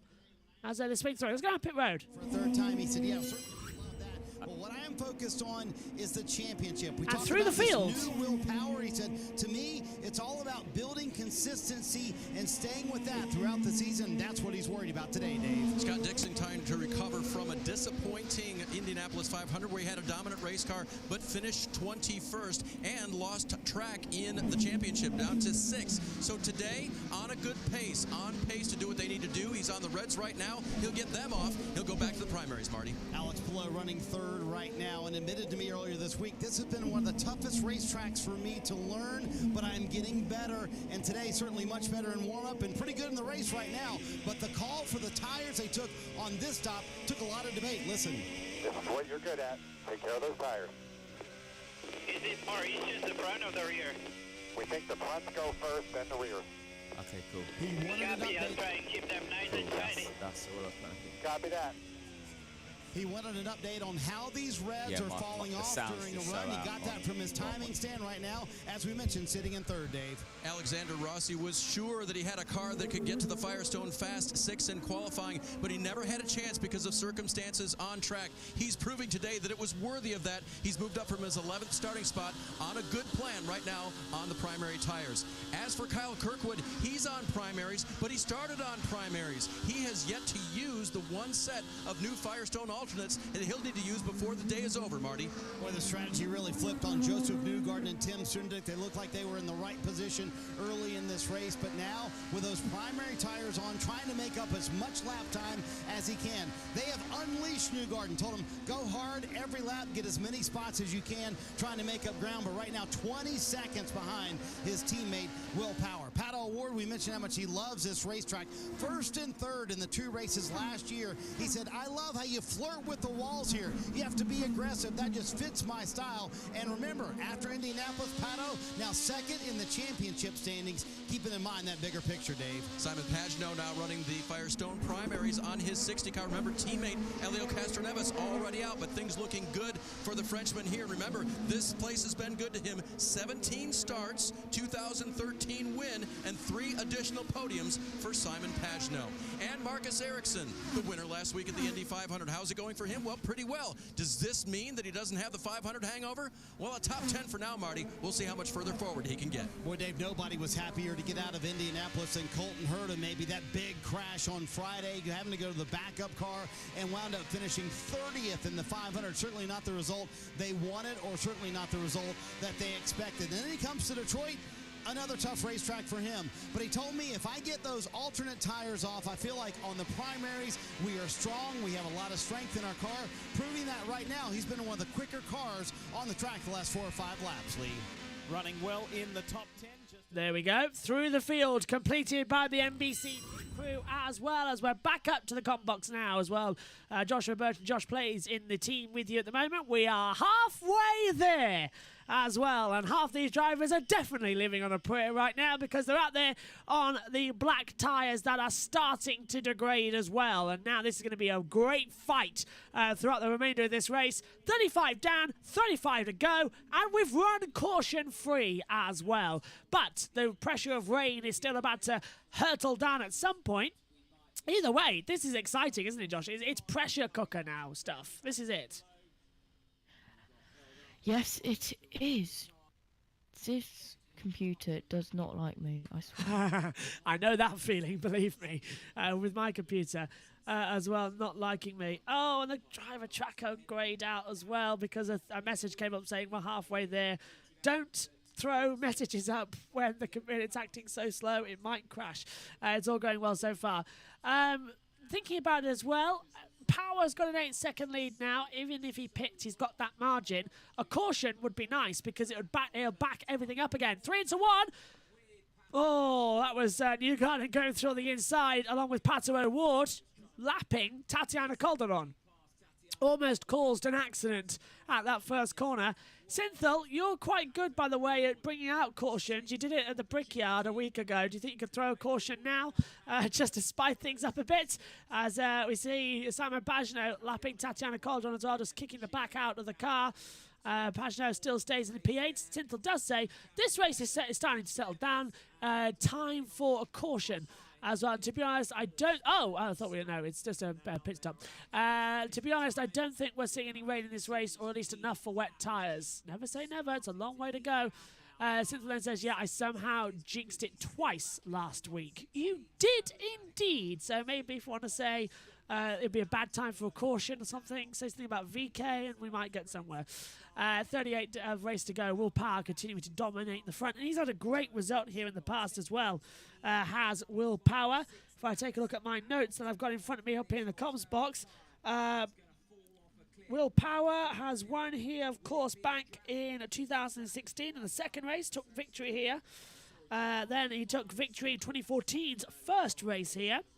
And that's it. Just a two-time winner of this Ballard Street Circuit.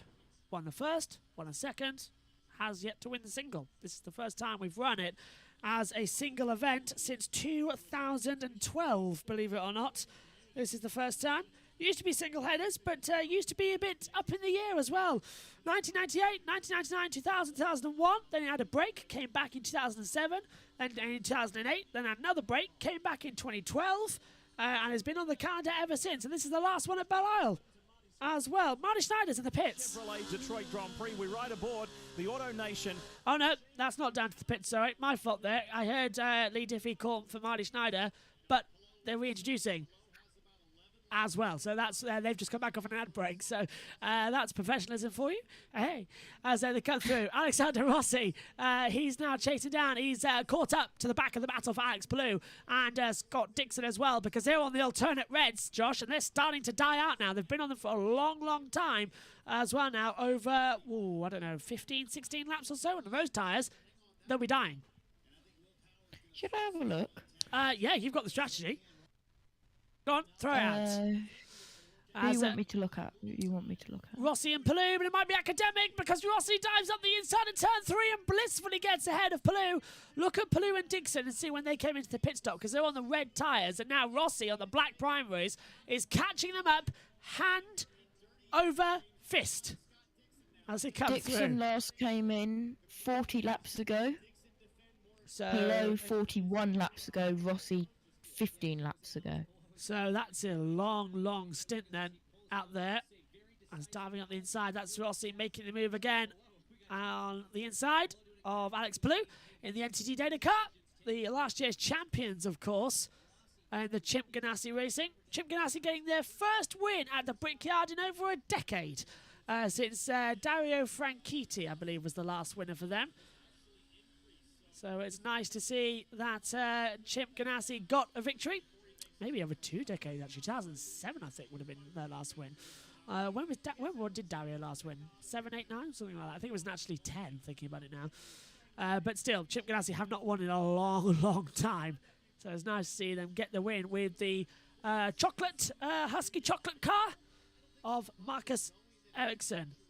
again, those raindrops beginning to fly off the aero screen there as well. And the camera lens, it's still physically raining, but it's not enough to wet the track. And it's sort of like when you turn your sprinklers on in the morning and put it on the ultra low setting as well. That's what it is. Or the tap is a bit too hot as well, so you just turn it on just a little bit to let it gradually fill up. Or if you're people who take showers, you can imagine how it's sprinkling as well. It's not coming down by the bucketful at the moment. Still, fastest lap of the race has gone to Rosenquist. He's 13th. 1:16.505 is the time, which is great to see. And we've got a lot of sector times now at the moment. So, yeah, the only two times we've had, by the way, Kashnevis and Rahal officially out. As waiting to hear from pit lane shortly. As Rossi's engineers watching on, knowing that they've got trouble if they can't get past Dixon and close that gap down to Will Power. 15 seconds now. Power has that advantage over Dixon as they cross the control line into turn number 1. Down the Riverbank Road as well before Central Avenue. And down we go into turn 3 across Picnic Way. And is there going to be any sort of drama this time around? No. And of course, just what we've seen before, Dixon's very good at defending. We saw that a lot this season. He's an old head. He's a 5-time champion as well, but he's an old head at this sport. He knows how to defend as Power laps Dalton Kellett. Dixon, yeah, is still got it in him, I think. Hope he could take a win. Pit road. Imploring him, push as hard as you can, and he's been extremely aggressive. And there you see how the gap is built almost 5 seconds in just a handful of laps. So Will Power knows he needs to run as far as he can, but also put down the lap times right now because he has to go to those alternates at the end of this race, and he knows he'll have to hang on at that point. What was the longest run? Who did the longest run on alternates? On alternate tires? Yeah. Probably Newgarden. Newgarden did the longest, 19. So just figure that, folks. We've got 29 to go. Will Power knows he's going to have to go onto those reds, as Marty said, and there's a big fall-off factor. Rossi is going to be charging at the end of this race. Yeah, he really is as well. Power has got to take those red alternate tyres. You must run both of them. This wasn't a factor at the Brickyard when we ran just the primaries, but here on a street course and on the road courses, you have the primary blacks and the red alternate tyres. You have to switch over on the 2 tyres, and this is what we are seeing. Once again, more drama, more power, and willpower is going to have to really find his willpower in order to keep the lead of this race. I'll stop it with the puns now as well. I'm getting told off. I see what you did there. Thank you. I'm getting told off from my ear for that as well with puns. I just got a voice in my headset coming go, oh, for God's sake. So somebody's not happy with me. I couldn't actually work out the voice who was talking to me there. Probably one of the backstage crew. Anyway, Power, Dixon, Rossi, 1, 2, 3. As they come through. I'm also getting fed some team radio as well that Power wants to leave it as long as possible before he comes in. He doesn't want to go 29 laps, 28 now on these tyres. He wants to go as little as possible. But is that possible? Because look at this. Rossi is flying down now and is right up behind Scott Dixon as Simon Pagenaud enters pit road for Meyer Shank Racing. So Pagenaud pits as well as the field stream through at the back. And I'm being also told in my ear the reason for the delay here on Sky F1 is the fact that the race in America is not being shown on NBC. It is being shown on USA TV, and apparently this HD signal that we're getting is coming from Peacock, which is delayed. As at the inside goes Rossi, passing Dixon. Rossi takes second position away from Scott Dixon down at turn 3, and now begins the hunt of 17.8 seconds down to Will Power. The game is on. So that is why, by the way, everyone listening as well and watching on YouTube and USON, that is what's going on. With it being broadcast on the USA network in America, not on NBC. This feed that Sky F1 in the UK are watching is coming from Peacock. So that explains the slight delay we have. God knows how bad it's going to be when we get to Toronto in Canada when the race is exclusively on Peacock. Alex Palou comes into the pit lane as well. And Synthil has said the race is starting to calm down now. A caution would be fun. To be honest, well, we've read that. Where did we get up to? That was 10 minutes ago. Here we go. Really unfortunate. There hasn't been a caution yet. Didn't think there would be one this race, unfortunately. Did it work? I think I've used all my luck last week. Won't work today. Looks like it. And that rain also, Josh, seems to have blown away because it's got sunshine down the start-finish right now. So it's all going to go as Palou dives down the pit lane as well. Yeah, just looking at the rain radar, and yeah, it's blown away. Looking at here. That's a shame. I was hoping for a good rain race here at Belle Isle. That would have been a great way to say goodbye to this circuit, but I'll take a good dry race with strategy playing the factor. Power could still lose this race, remember, as it's a good stop there from Palou, 7.8 seconds, and away he goes out the pit lane. 19.1, this is it now. It's getting tense out there. 27 laps to go then. Now 26 laps to go at the Detroit Grand Prix here. And for some reason, I'm still thinking this is Saturday, not Sunday. But the Jubilee weekend here in the UK has thrown everything up in the air. And also, as Synthos just said, Jinxful Sunday last week. It really was. If you think about it, and he also says that I predicted rain last week in Monaco as well, all throughout the week. Dixon, Newgarden and Ward come into the pit lane as well. So that puts Rossi into second, as we knew. Carl Kirkwood and Marcus Ericsson take third and fourth. They're on the primary. So that's a good run, finally, as a big slide there from the back, as they all dive into the pit lane as well. There we go, firing in. No one going to make stoppage. Just about. My goodness me. Let's go pit road. Just to get those red tires off. Black's going on to the 9 car. Marty. Joseph Newgarden, Pat O'Ward, we were on board as they both came to pit road at the same exact time, so these pit stops are going to happen pretty close to one another. That's going to be an interesting duel here on pit road, both going to the primary tires once again. Now, Newgarden and his team and all the Team Penske cars scuffed in all their primary sets of tires, so that should be a little bit of an advantage here on this outlap. Guys, I hate to say it, but we're back in sync. Don't know how that's happened, but our timing screens, on my end at least, are back in sync. So I wonder which wizard has done that. Either way, there goes Pato O'Ward, and Sato's looking to come through as well on the inside. Nearly touches the side of Alex Palou. Down at turn 3. That was very close to contact there. Thankfully, there wasn't any.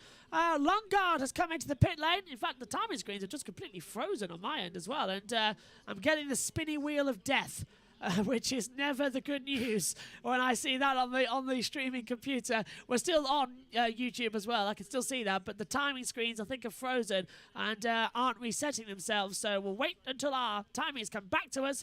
And actually, the timing. Is it time to bring my emergency screen back in? No, because they've even frozen on the app as well. So the INDYCAR timings have gone down. If you take a look, Josh, as well, they've gone down completely. So we've got no timings working at all at the moment. Our driver track has stopped. Our messages have stopped, as well as everything else coming through. And I think, see what you mean. Yeah, lap counter stopped as well with 25 to go. So not sure what's happened there. We'll work off the TV pictures then down at pit road.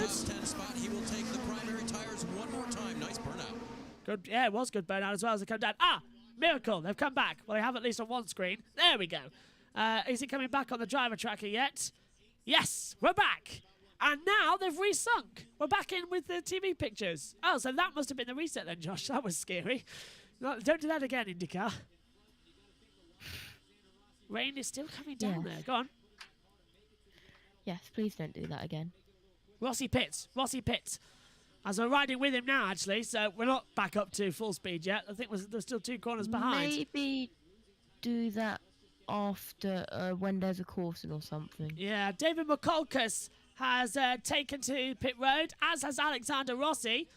So why is Rossi in now? He's on the black primaries. Surely he's not going to go to red with 24 to go. Pit road. Alexander Rossi made a lot of that move forward because of the overtake. He's used a lot of that. Won't have as much at the end of the race. Will that matter? Primary tires again for him. Start of the day is on the alternate. 3rd pit stop for Rossi, and he's gone. Good clean stop from the number 27 Auto Nation Napa crew for Andretti Autosport. Now Rossi really has to get up on the wheel, use a bit of that push to pass on this outlap to get up to speed as quickly as possible. Let's look for Dixon. There goes Rossi. Yeah, Rossi comes out. Where's Scott Dixon in that battle as well? Dixon is up to speed as well after stopping the car. Big lock up down to that turn 3. Some blue smoke there. Didn't see who it was. No one's got off on the timing screen either, so just smoke going around. No local yellows either.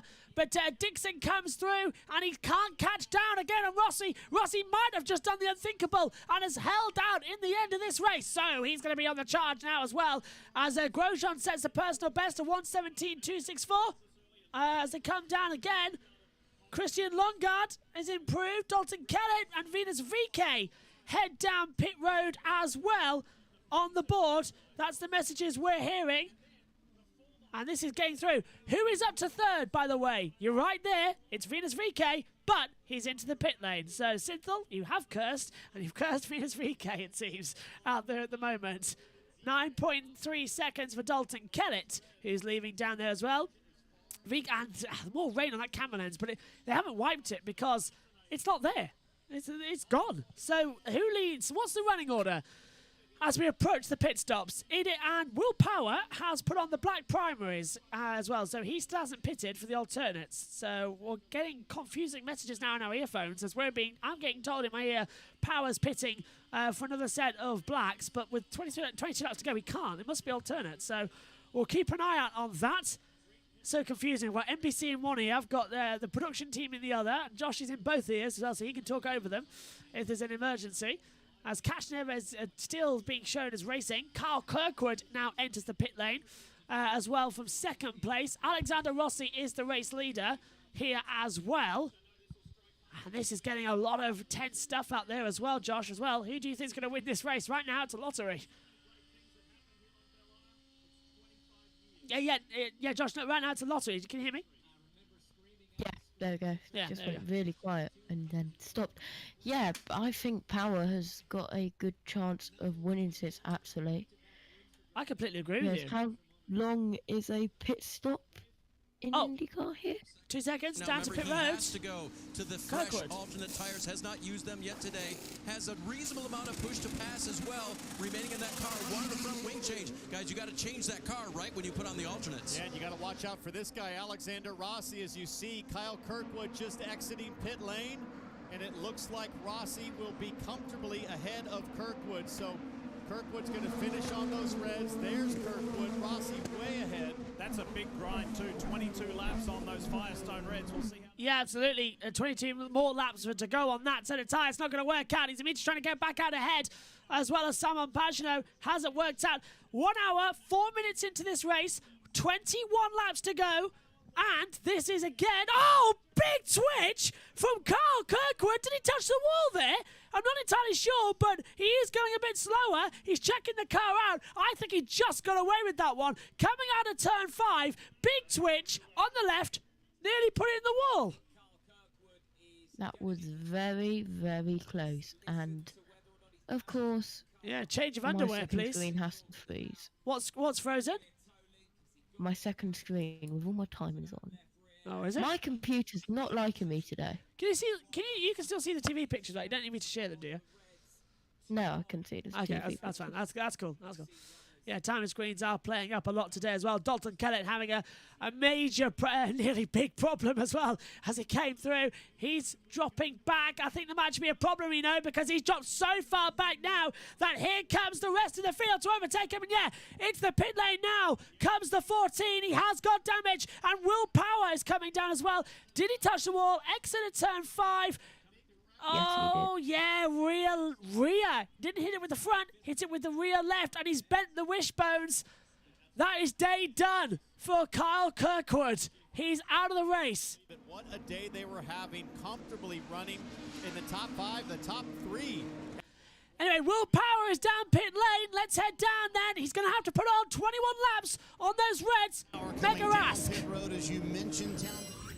20 laps on these alternate tires, and that will be the longest we've seen anyone run all day long. The important number to remember, 21.5. That was the gap he had. Oh, it's a slow stop at the rear right, and there's a knock gone. Almost stalled it leaving his pit stall. He's going to have a huge lead here, but can he hang on for these final 20 laps on tires that will fall off very quickly? All right. Yeah, these tires are going to drop off insanely. Did you see that nut as well, Josh? Just flying down pit road, and the rear left was taking so long to get on. It was insane.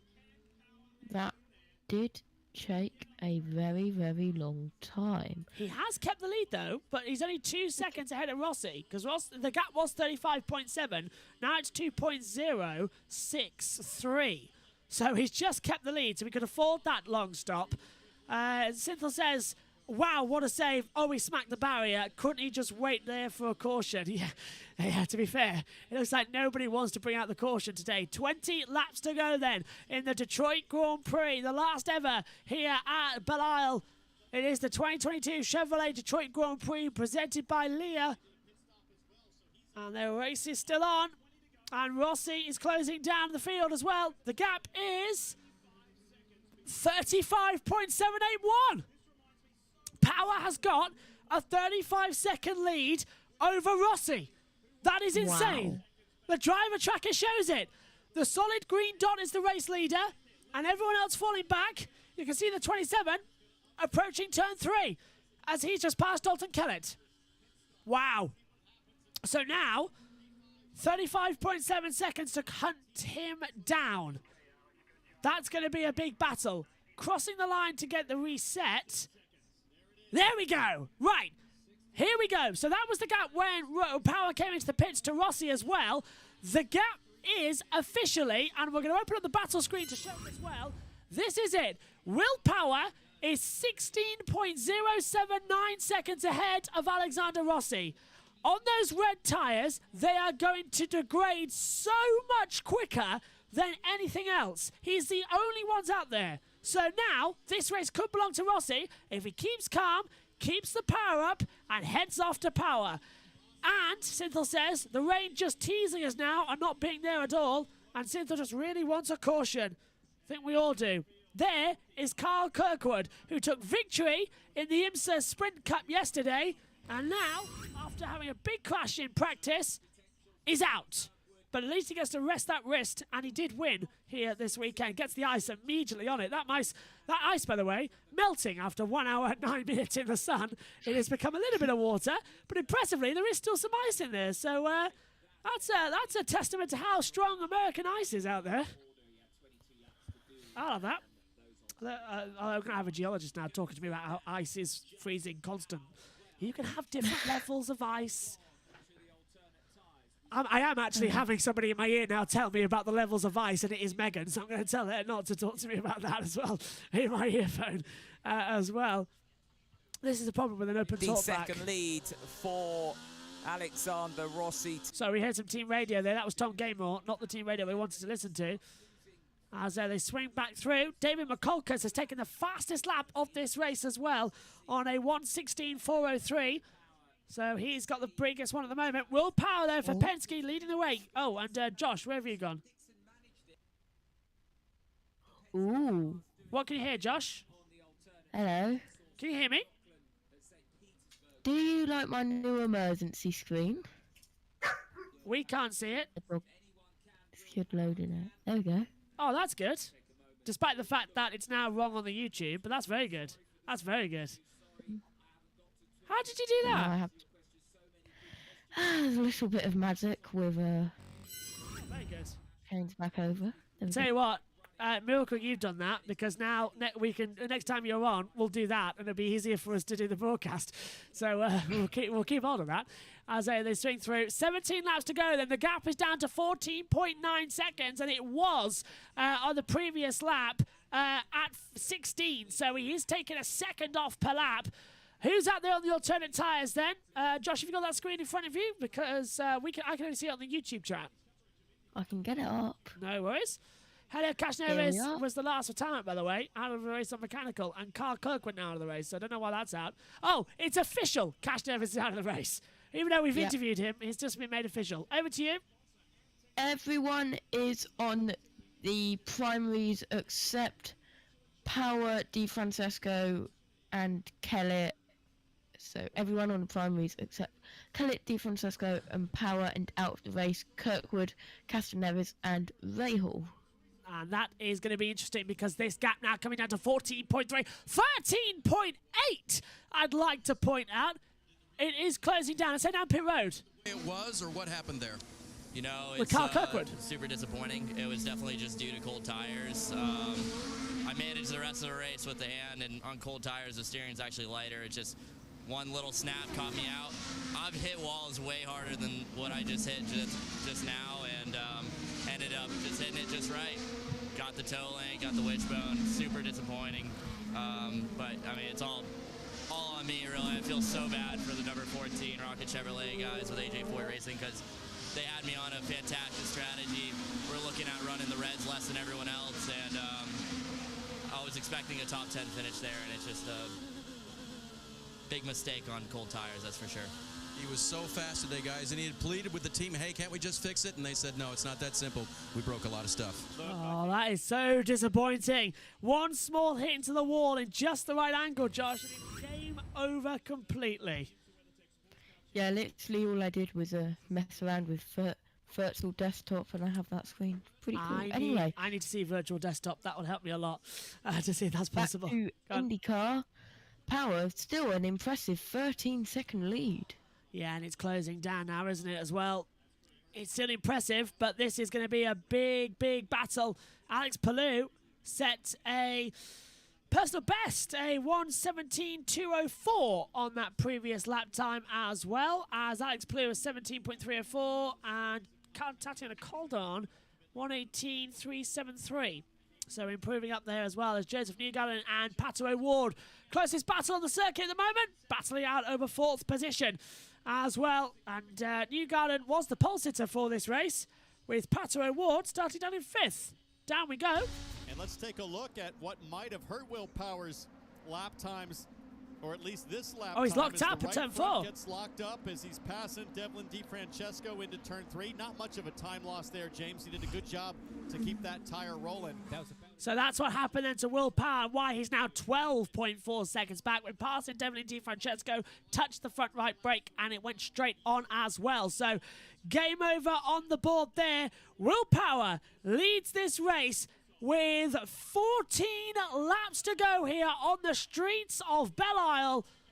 And let's take a look back at Pato O'Ward and his race, I think, so far throughout the weekend. This is in Detroit 2 last year when he was battling hard with Joseph Newgarden as well, side by side, touching wheels down the back of Strand Drive, and took the checkered flag for his first career win as well. The Detroit 2 winner began to Pato O'Ward, and he got in the fountain as well. Has been switched on and cleaned up as well. Not sure, though, with all of that in COVID, I would want to be jumping into the fountain with everybody as well. But then again, it is the rule. Down pit road. Is when he gets, whether it was his fault or something that happened on track. He certainly has been a driver that's been known to drive well on anger, and after having not done well in qualifying based on circumstances, he certainly has shown that he can take this car toward the front. One question, Marty, will be, does he have enough overtake, enough push to pass? Will Power has about twice as much. Dave, certainly a lot of interested parties would love to see Will Power get to victory lane for the 3rd time here in Detroit, including his brother Damien, who is here from Australia. He came in and surprised Will last week at the Indianapolis 500. Wife Liz kind of put the trip together. Will had no idea that Damien was coming in. And Damien's a pretty famous comedian down in Australia, isn't he? So he hanging out with his brother here. Would love to see him get to victory lane and take a swim. Maybe Damien will take a swim with him here in Detroit if he does get the win. There is no question that Damien will take a swim with him. He's Oh, yeah. I mean, if you're a comedian and you've got the waterfall in front of you, it'd be like doing the Friends intro. Of course you're going to get in that fountain as well out there. 13 laps to go. Power's holding off now. It's 12.1 second. But these tyres, Josh, are going to dip massively in the next 13 laps. So Rossi could still come into this if he's saving his own tyres.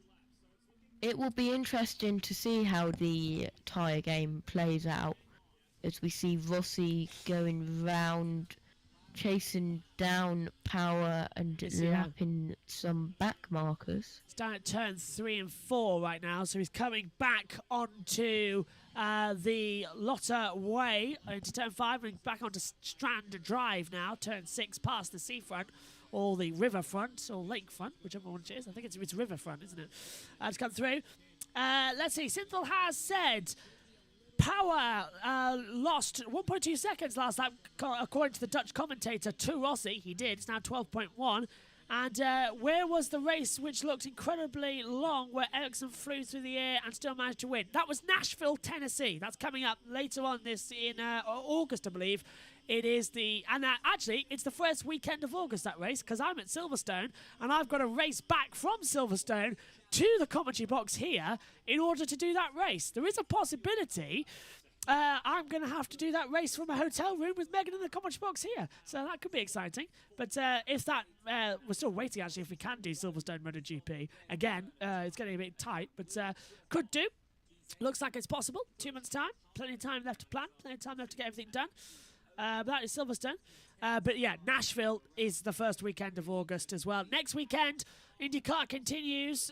They've been going now for 5 weeks, the INDYCARs. GMR Grand Prix, INDYCAR qualifying, then the Grand Prix Indy 500. Then we go over here to Belle Isle and Detroit. Next weekend, we're in Road America. 5 weeks running. And technically, actually, correct me if I'm wrong, maybe 6 weeks running, because right at the start of May we had a race as well as Award gets through. And then all of the Indy 500 practice and the qualifying. Yeah. So it's been a busy month of May, and it's going to be a busy month of June for these INDYCAR drivers. They have literally not stopped since the beginning of May. So they swing through. No, they didn't race in May, did they, because of Miami? So yeah, it was GMR Grand Prix that kicked it all off, which is great news. Is that why we call it Mayhem? Yeah, Mayhem. Yeah, that's why we call it. The month of May and Mayhem as well.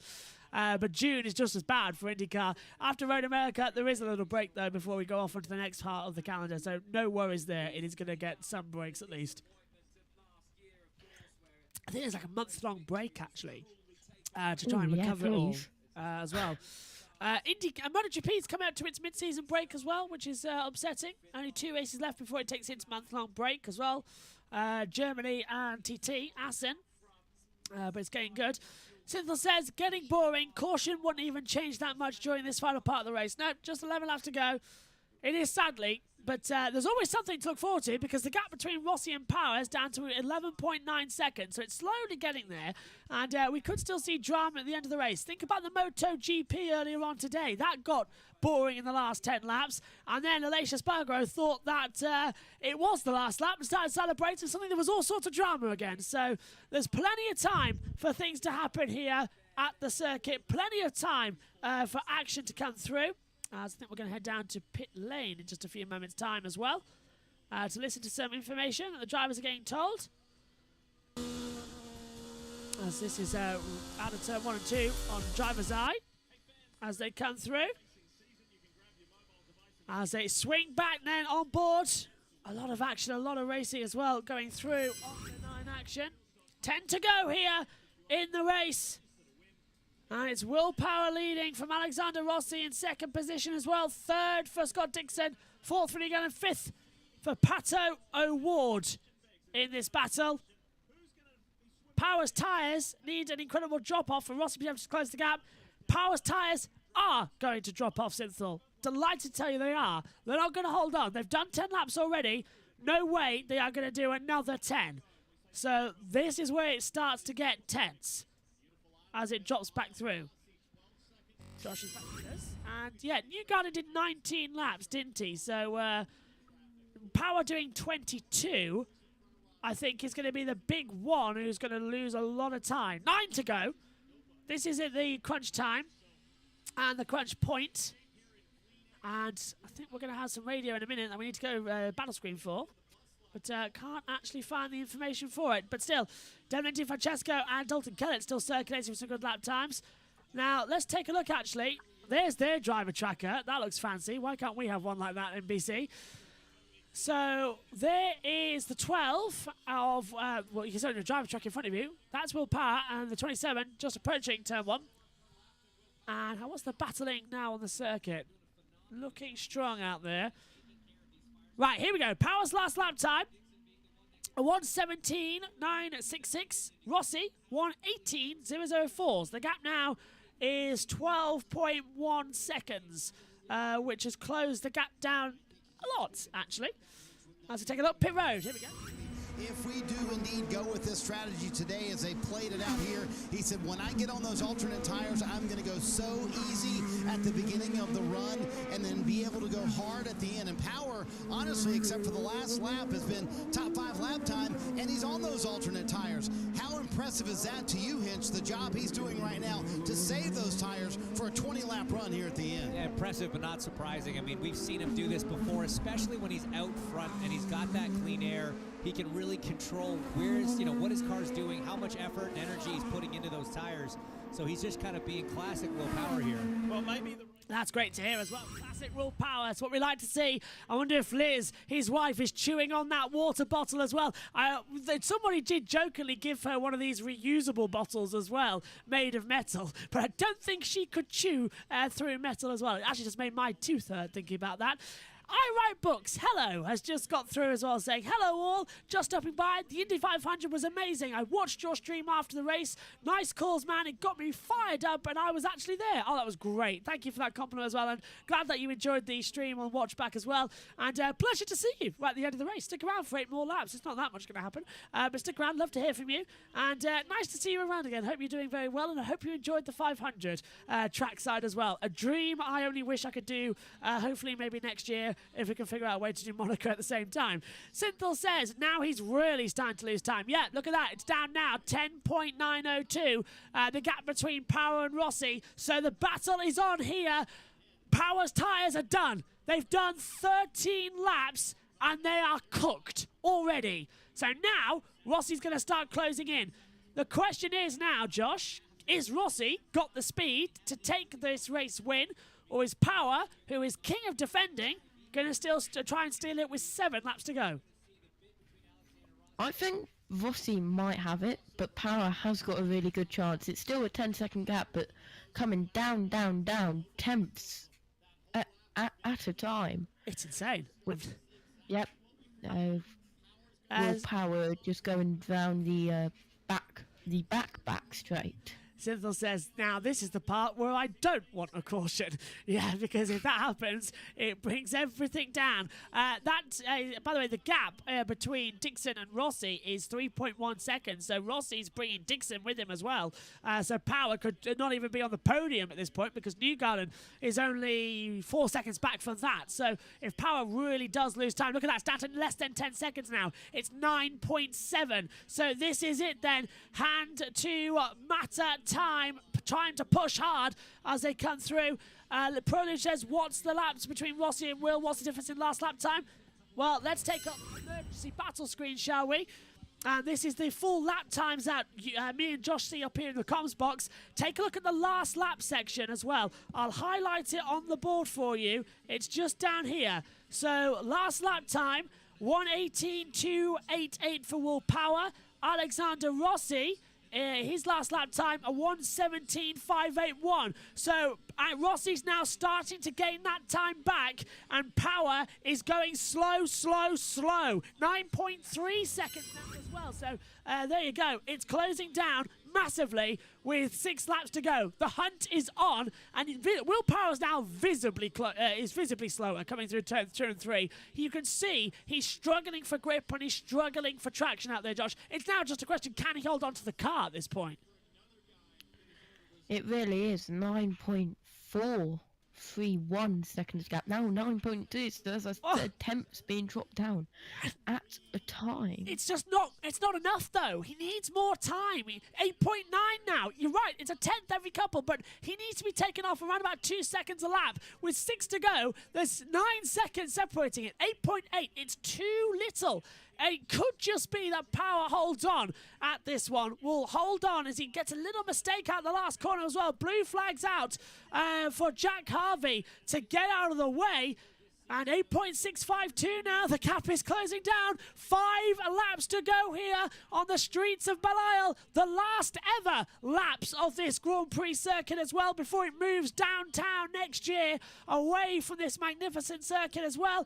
Let's pick up the angle down at turn 3 as well, down Central Avenue, past Picnic Way, into the braking zone. Jimmy Johnson gets out of the way. Jack Harvey is not getting out of the way of Will Power. Harvey is backing up massively as well, but there is a blue flag, but there's no strict blue flag rule. Pit road. There's nothing we can do about it, so Harvey does not have to move out of the way. So that relationship you mentioned, Hinch, we're going to see it tested right here.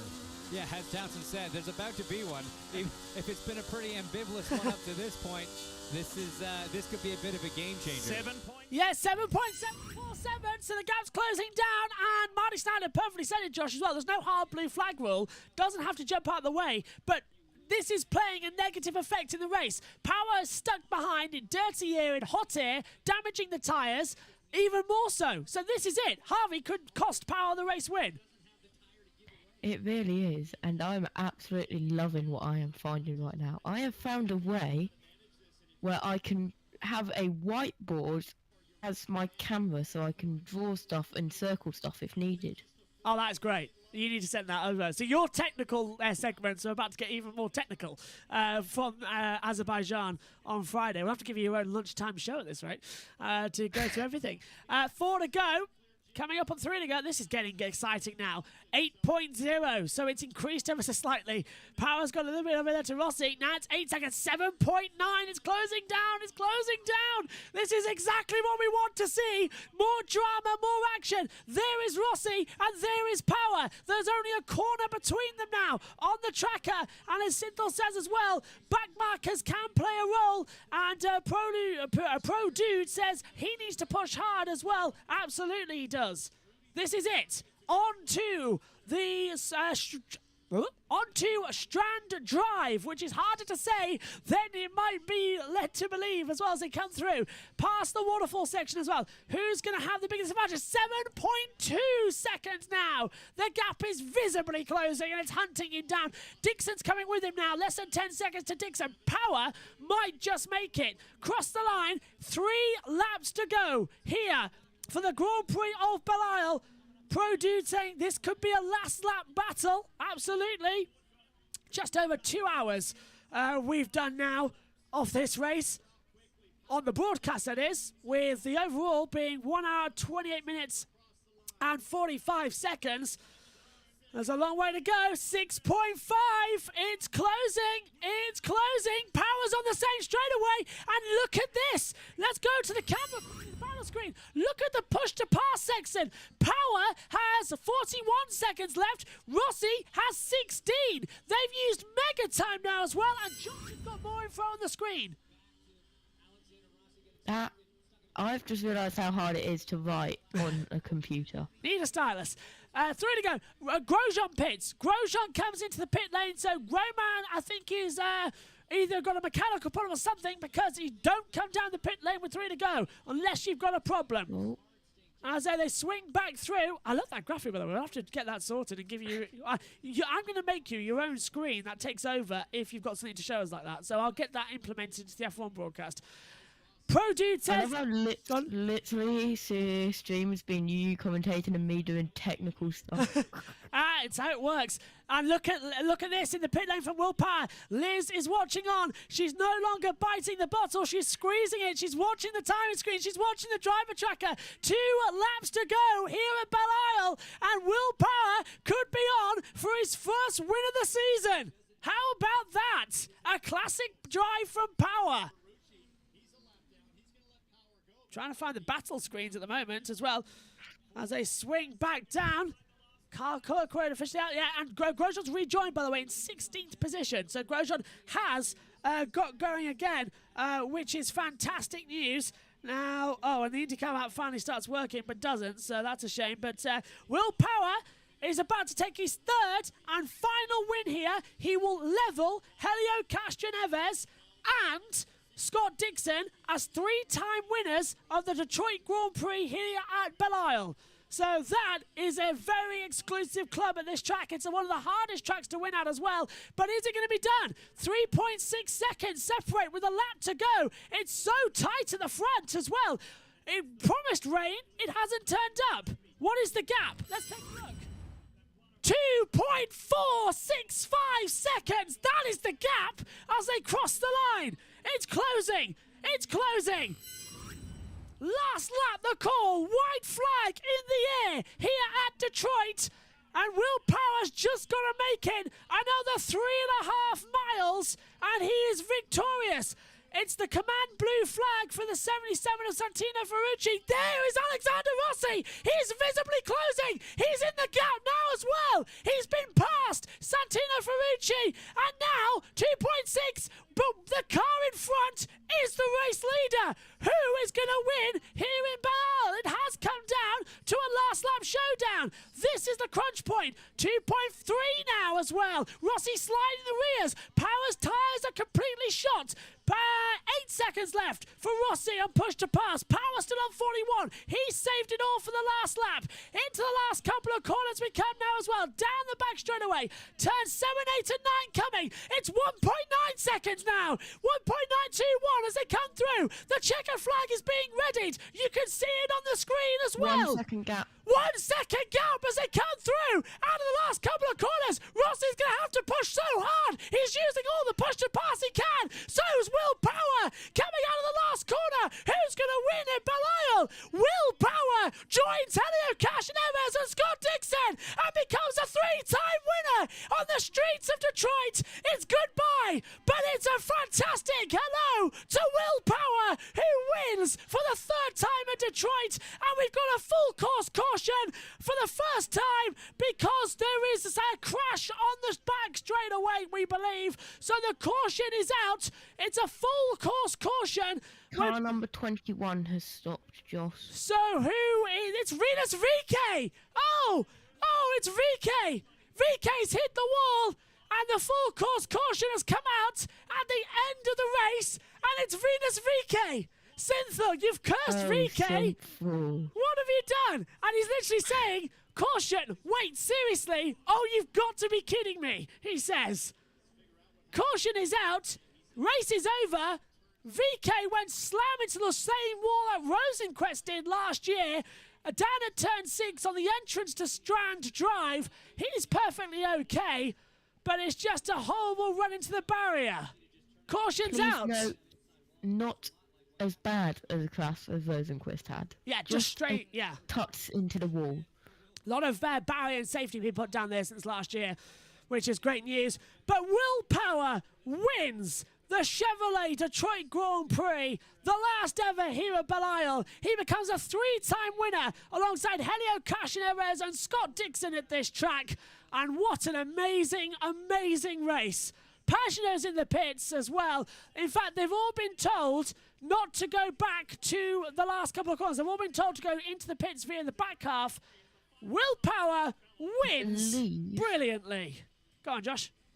I believe that's what Graham Rahal did when he entered the pits to get off the track. He went down that escape road. So that was the shortcut that showed him back in the pits because they're all flashing in now. Yes, so the race ends under green and the finishing order is being reviewed, but the top 3 are good. We're getting the race message from race control. So the podium, Will Power wins, that's for sure. Alexander Rossi is 2nd, Scott Dixon is 3rd. But everybody further down is the order is under review, we're being told. So that order could change in the coming moments. We'll keep you up to date with that as well as soon as we hear anything. But the checkered flag is out, the race is over, and the driver tracker has in fact stopped working. But you're right. Okay, let's take a look actually as well. Synthel says, out of everybody. So it's not a cautionless race after all. And no P14 to P1. When's the next INDYCAR race? Next week. Sunday evening. It'll wrap up our mega weekend of broadcasting, all 24 hours of Le Mans, as well as Formula 1 and Formula 2 at Azerbaijan and British Touring Cars at Alton Park. Road America for INDYCAR will wrap up the weekend. Megan Birch will be joining me in the commentary box for that one as well, and she may be holding me up after 24 hours commentating non-stop, along with another number of other races that on. What time? I think it's 6 o'clock, I think is the green flag time. You said 6 p.m. to me. Yeah, so I think it is 6 p.m. the green flag time, but we will just double check that for you as well here as well while we have the time, because I think we may as well double check that as well as Will Power gets pushed in. Let's take a look then at the moment if I can find that schedule. Yeah, if Here we go. If I do. Green flag is at 5:35 British summer time. So that's 6:35 over in Central Europe. So I think, hang on, is that the same time as one of the British Touring Car races? Yes, it is. It would be, wouldn't it? Well, INDYCAR takes priority, so INDYCAR will be on, and Looks like I'm going to be having an even longer. This is as bad as. This is worse than the railway priority with the head codes and stuff I have to do when train dispatching on a game. Yeah, I think Megan might be getting put out somewhere else as well on the circuit as well, just in case. Here we go. Right, yeah, everyone's coming into the pit lane as well. Right, Fossil says, thanks again, nursing a sprained hand. Good job as usual. Next week then, cheers. Oh, I hope you're doing okay. Best wishes to you as well, and get well soon out there as well with that sprained hand as well. Yeah, next week, do join us. Whole 24 hours of the Le Mans Live, all of Formula 1, all of Formula 2, all of British Touring Cars as well. I will be leading the Formula 1 and Formula 2 coverage as well. Megan will be leading segments of the Le Mans 24-hour and qualifying. Let's go down pit road, down to Manchester. Drive on that last stint for Will Power with those alternate tires hanging on to beat Alexander Rossi, and he gets his third win here in Detroit. Will Power, a winner here in the Motor City.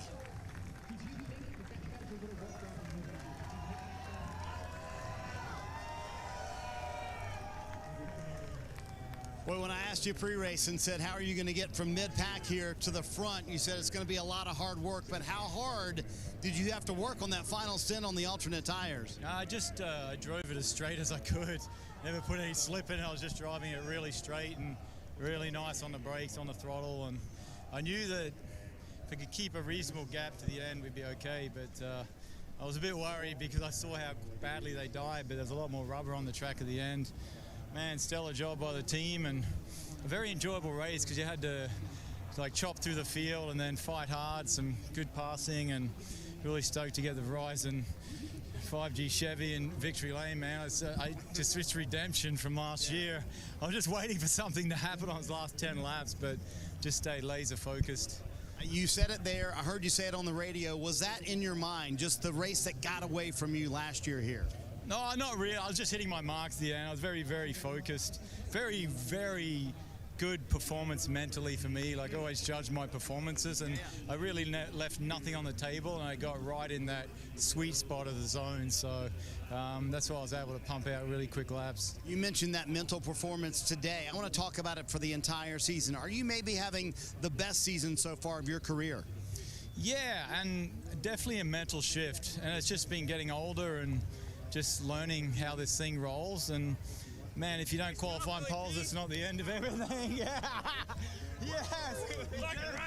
We'll let him go celebrate with the guys. That's way more important than talking to us. But now, the new championship leader, Will Power, he's going to like that as well, the winner here in Detroit.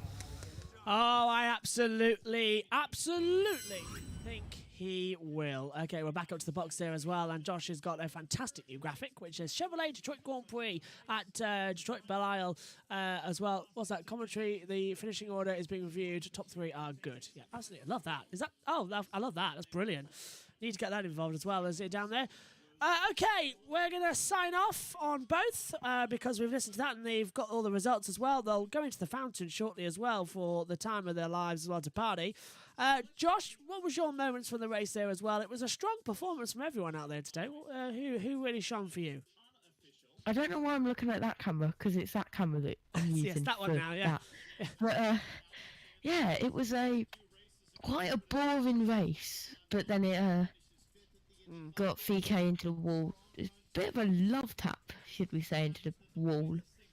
But yeah, it could have, for the last race at Belle Isle, could have been a bit more dramatic. It really could have been, actually, and I was a bit disappointed that it's not. Okay, let's give you the points as they run then here as well. It's Will Power on 255 points. Now has a 3-point advantage to Marcus Ericsson in the standings. He's on 252. Pato Ward is on 243. Alexander Palou, 241. You got on 208. Let's hear from Alexander Rossi now. Down with Maddie. Terrific duel here in Detroit. Were you thinking, I can get him? I mean, were you thinking one more lap and you could have gotten him? I think one more lap would have been really interesting, but you got to give credit to the 12 guys and Will. I mean, it's hard to do at the end to hang on. But yeah, I mean, huge thanks to all of these boys behind me. The 27 Napa AutoNation Honda was amazing, and yet again we come here with an amazing car and can't quite get the win. But it was a good recovery from yesterday. The strategy was good, and we'll take it. How needed are the last 2 weeks for you and this race team? 5th at Indy and then coming 2nd here.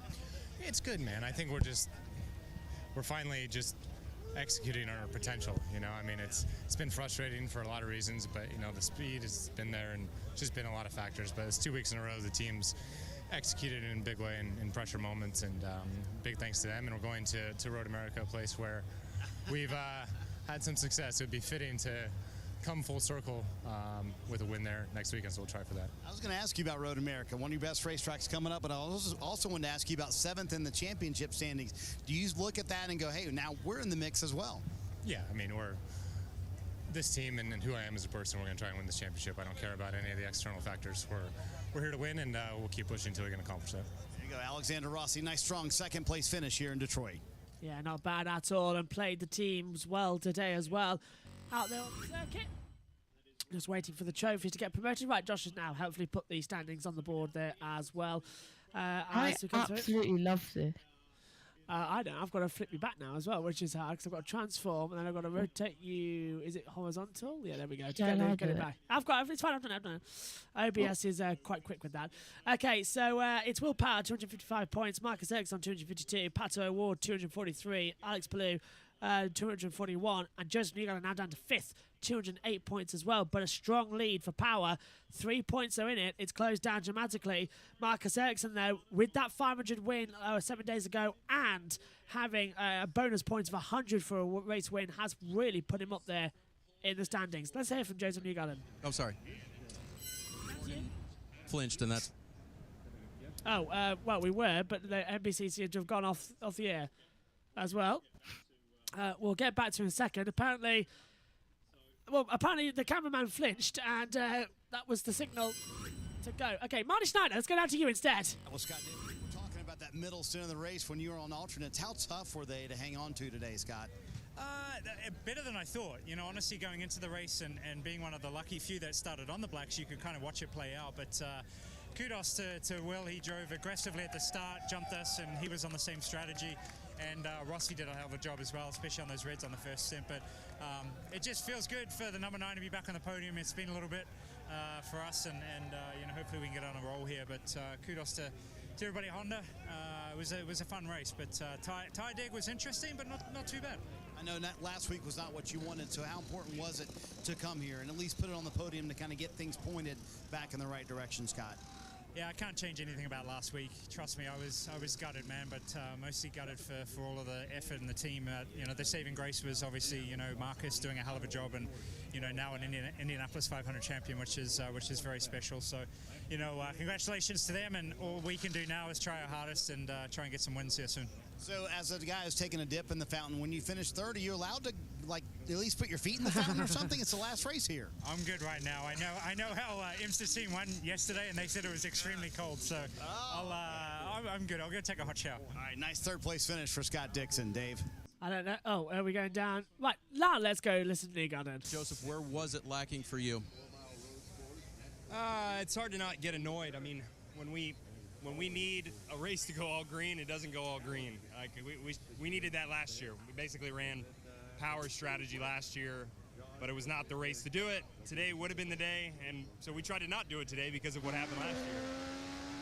I mean, I don't know what to tell you. We ran a good race. It just, you know, strategy-wise didn't work out. On a day like today, you know, the track's less grip in the beginning, so reds aren't favored right early, but, you know, you don't want to run the risk of yellows, which is what happened to us last year, running reds at the end. So, I don't know. I mean, we ran a good race. It just wasn't the race to run today. I don't know that I can blame anybody by that.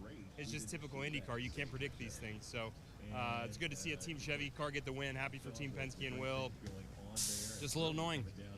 And a little consolation in the fact that a Penske driver won for the last time on the beautiful island. Yeah, like I said, it's good for Team Chevy and Will. All right. Joseph, very frustrated with that today, guys. Wished it had been better. Yeah, it's quite audible there, isn't it, Josh, as well? How much he is very, very angry, I would say, as well, for Joseph Newgarden. And that's a big disappointment as well. As we're just waiting now, as we're going to have Will Power jump in as well. There's his wife Liz and their son as well, watching on as well. Bit camera shy there, I think, Will's son. But they are about to go on. And hello, that looks familiar. That device that the media representative is holding, it's an attachment for a selfie stick. Okay, let's go down to the pits once again. Pato Award. Fifth. Where was your race log in terms of a victory today? Strategy, probably. I think we ran a really good race. I mean, we ended right behind Joseph, which, he started quite a ways further than us. So I think in that aspect, we did almost the best we could have in our strategy. Joseph was the leader. We were the best car on reds there in the initial. I mean, at the end of it, we were really, really strong, and I think that's what allowed us to make position on Elio and Simon and Sato. But I think it was roll the dice, see what works out, right? I mean, power was on Joseph's strategy last year. Didn't work for them last year. It worked for them this year. So it's a roll the dice. I'm surprised it was a full green race. But yeah, I'm really happy with the solid points that we got today. I think we maximized, and we're going into Road America with good position right now in the. I don't know what the points are off of my head, but I think we're right there with the leaders in the championship. Yeah, we were looking at the no cautions as well, and I know you haven't had a long relationship with Belle Isle here, but have victory here. I mean, are you sad to see it go? I am very sad to see it go. I know everybody's super excited to go to downtown Detroit. But yeah, this place holds a nice place in my heart. I've really enjoyed racing here. All right, Pato Award, 5th today. Yeah, and great race result there as well. Pato Award last year, of course, took victory in the field as well, as they're about to go jump in the fountain as well, which is great. So what we're going to do is Josh's going to sit back for just a second, as I'm going to run you through the race results, and then we'll be back ready. Okay, so this is very much provisional, and I encourage you all to join us for the Grid Network show later on tonight as well, at around about midnight UK time. As we will get you the full results as well when they come out. But this is the running order. Will Power takes victory here at the Chevrolet Detroit Grand Prix. It's Alexander Rossi in 2nd. Scott Dixon finishes 3rd. Joseph Newgarden is 4th. Pato Award in 5th.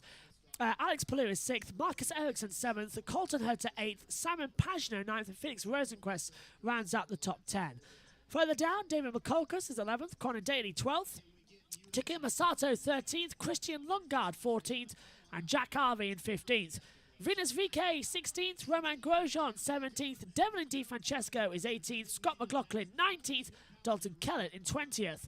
Santino Ferrucci 21st, Jimmy Johnson 22nd, Tatiana Caldron 23rd, and then the 3 official retirements, Carl Kirkwood in 24th, Helio Cashnera 25th, and Graham Rahal 26th. The checker flag came out at 22:17:37. The caution came out 22:17:59. So only one caution in this race, but it came after the checkered flag. And that was with Venus VK crashing. He finishes 16th. Let's hear from Will Power. As I do at my craft, so we back each other pretty hard. So it's really cool to have him here. Really cool. The cool part here is we have about, I think, 20 crew guys here, Dave, who are about to go for a dip. And that should be fun. We're going to watch all of them go in the water. Maybe we can get Damien into going in the water. I'm pointing at him now. You're going in, Damien. Dave. Yeah, it looks like Damien, who is Will Power's son, is going to go in there, Josh, as well. Would you dive in the fountain? We heard from Dixon it was pretty cold out there. Would you go in there? Absolutely. Yeah, I would. It's like we didn't take part in the milk shower, but we did down a pint of milk last week at the 500. So I'd go jump in there as well. It's like the swimming pool at Monaco for Perez when he fell in. It's been a week. I still haven't seen him actually fall in. I've seen the photos of doing the backflip, but I haven't actually seen him go in. I really need to catch up on that because we were doing Indy. We literally left Monaco at 5 o'clock and went straight on air for INDYCAR. So it was all going a bit funny there. Yeah, it's going to be a busy week next week. I'm really starting to dread it. Yes, every single session live from World Endurance Championship as well. That'll include Practice 1 as well, which, of course, isn't actually broadcast as well, judging as well. They use it as a time to get ready, but we can see it via the race control as well on the Le Mans website. They broadcast it, so we will still be seeing it in some way, shape or form, and we'll be relaying that to you here on the YouTube channel with all the timings as well. So join us for that. On Eurosport, isn't it? It is on Eurosport, yes, but not the first practice session. First practice never shown, which is very, very sad, but we'll take it from there. And race control show there, and there's a race control camera, which I'm so excited about that to look at as well during the race as well. There's going to be another screen added to the commentary box, as well as kettles and foods and everything. Absolutely insane. Will Power getting a hug then as well from his wife Liz. That is nearly it. We're waiting around to see them dive into the fountain. Then we're going to sign off. I think it's about to happen. Look, here's the podium ceremony. 3rd place for Scott Dixon, who is a 3-time winner at this circuit, the same as Will Power. So onto the podium. Gets another trophy here. Because it is a Grand Prix as well, by the way, the top 3 do get the trophies and the podiums because it is a scheduled Grand Prix on the calendar. Has been since 1984 with Formula 1 having the Detroit Grand Prix here. 2nd place, Alexander Rossi taking it as well. Could have been the win. 1.003 seconds in the end across the line. Utterly disappointing. But we live to fight another day. Rossi will get his win. Hasn't had a win now in over 2 seasons. Desperately wants one. Came close today. It's nice to see him back. But Will Power, so great to see. He got the 3rd and final win here at the circuit. As we said earlier on, if I take a look at my notes, won back in 2017 in the 2nd race. And then again won in the 1st race, did the double that weekend. So that was his 2 wins. Then his 3rd, of course, came back in time in 2014. On we go then. The trophy coming up. And up they go as well. There's a great shot of some of the biggest names in INDYCAR. Will Power, Scott Dixon, Alexander Rossi. Yeah, taking the podium as well. And now we're going to see the biggest trophy for the constructors, which will be Team Penske as well. Getting a 3rd win of the season. I'm saying across my head and thinking that's correct. Maybe 4th overall, which is great to see. But now it's the time we've all been waiting for, and it is that of jumping in. Let's go down with Rosenquist now. Crash, and you might not think 10 that much of a big deal, but you passed 15 cars to get there. That was huge. Yeah, it was good fun. It was one of those back to the go-kart days races. A lot of passing, a lot of good racing, and yeah, our McLaren SP cars were quick all weekend. We had a little screw up in qualifying that put us in the back of the grid, and yeah, I knew it was going to be a long day, but I think we made the most out of it. We could have actually been even better if we had a bit of a, you know, we got stuck behind like Daly for a lot of laps, got stuck behind some other guys, but end of the day, I think we executed well today. Good pit stops, no big mistakes, just kept going forward and passed when we could. Yeah, good fun. What are we seeing out of the 7 team right now? Nice little run, 4th in Indianapolis, past 15 to get 10th today. Yeah, I mean, 3 top 10s in a row here. I think we're on a good roll, and I mean, if we can finish top 10 from 26th, I think we'll be in good shape for the rest of the year. I think we have some good stuff coming for the other road courses. We're pretty pumped to go to Road America, which we struggled on previously, but we have some good updates coming, so I think we'll be up there. Stay tuned, Marty. Felix Rosenquist with some things to say in the near future. Yeah, Dave, so I tracked down Damian Power. So what's more nerve-wracking, doing comedy in front of thousands of people or watching your brother trying to win a race? Probably the comedy. Say so, yeah. Yeah, definitely. No, it was really exciting. I loved it so much. It was such a great race, such a good drive. When I first arrived, I surprised Will at the Indy 500, and I arrived and it was practice, and his car was pulled up there and the cars were zooming past, and I thought to myself, this is so boring and such a boring sport. But then I arrived here today in Detroit and it's been so exciting, and it's redeemed itself for me, so yeah. I got to admit, I was watching you. You were pacing back and forth. You're almost as nervous as Liz. Oh my God, yeah, I need a bottle to squeeze as well. Probably just in everyday life, actually, if I'm honest. But yeah, that was intense. That was such an intense race. That's what makes IndyCar such a great sport, you know, that the cars are so evenly matched, and as Will says to me all the time, it's such a competitive field. So it really makes for great viewing. It really does. So the last time you were here, he won the Indianapolis 500. You show up now, he wins Detroit. So I see a pattern here that you're going to be not invited, but asked to come to every race from now on. Well, what they don't know is that I get into the car late at night and I make a few adjustments. I change the oil and I pump up the tires. He always goes on about tire pressure. I'm like, the harder the better. And I pump them up, and then every time they win, and it's like, well, I don't know why they don't listen to me more, but as I get in there and alter the car a little bit, it seems to be working, so... I love how you go right into your bit. So, Liz, I'm not sure Liz is going to go swimming. He says, no, you're out. He says Bo's definitely going swimming. He's got, well, Oh, yeah. we'll see how this works. Sun's Bo's going ready in. to go swimming now. Will wants him to go swimming. So. It's really cold. It's really cold. So that begs the question, Damien. I mean, you're leaving to go back to Australia tomorrow. Will you go swimming or not? I probably feel like I'm going to have to. Unfortunately. Attaboy. He's going in. Here we go. Gotta celebrate proper, right? Yeah, that's right. If you're going to do it, go all the way, I always say. So, yeah. Champagne We're gonna hang time. around for that. Bo's already got his, he's already got the shoes off. He's ready to go for a dip right now. It's champagne time and into the waterfall, and it's cold, but it's a cold one for Willpower, who goes swimming in the fountain, and that's worth sticking around every second, isn't it, Josh? Absolutely freezing in there. Yeah, it is, and here come all of the team. Get rugby tackled into the fountain. 20-odd mechanics, in they go. Willpower's son, Bo, is going to end up in there as well. Damien's going in there as well. He's going to go over and drag now. Look, there he goes. He just said, I want Bo. So he's going to drag him in there as well. As they come through, every mechanic, everyone from Team Penske and the number 12 squad is heading in there with the revise on as well. And, yeah, don't go maybe onto that fountain as well. That would be freezing. It's fresh water as well. And there goes Bo. Bo's in there. He's in the swimming pool as well, going after his dad, as Wolf actually realises in there. Push him. Yeah, push him. Just push him in. Push him. Just push it. Push him in. Oh, Bo's getting out. He's saying, no, it's too cold. I don't want it. I'm going out. He's had enough of it. And is that Roger Penske coming in there as well? Coming in there. Penske getting in there, taking the photos. Chief of Chevy heading in there as well. So nice to see. And a face plant into the water. I'm going to miss the Belle Isle circuit as well with all this. It's just, I hope the new circuit has something like the fountain, because it's become a tradition, like the milk at the Brickyard. It's a tradition. Get in the water. Still 10 races to go. Yeah, go on. Yeah, 10.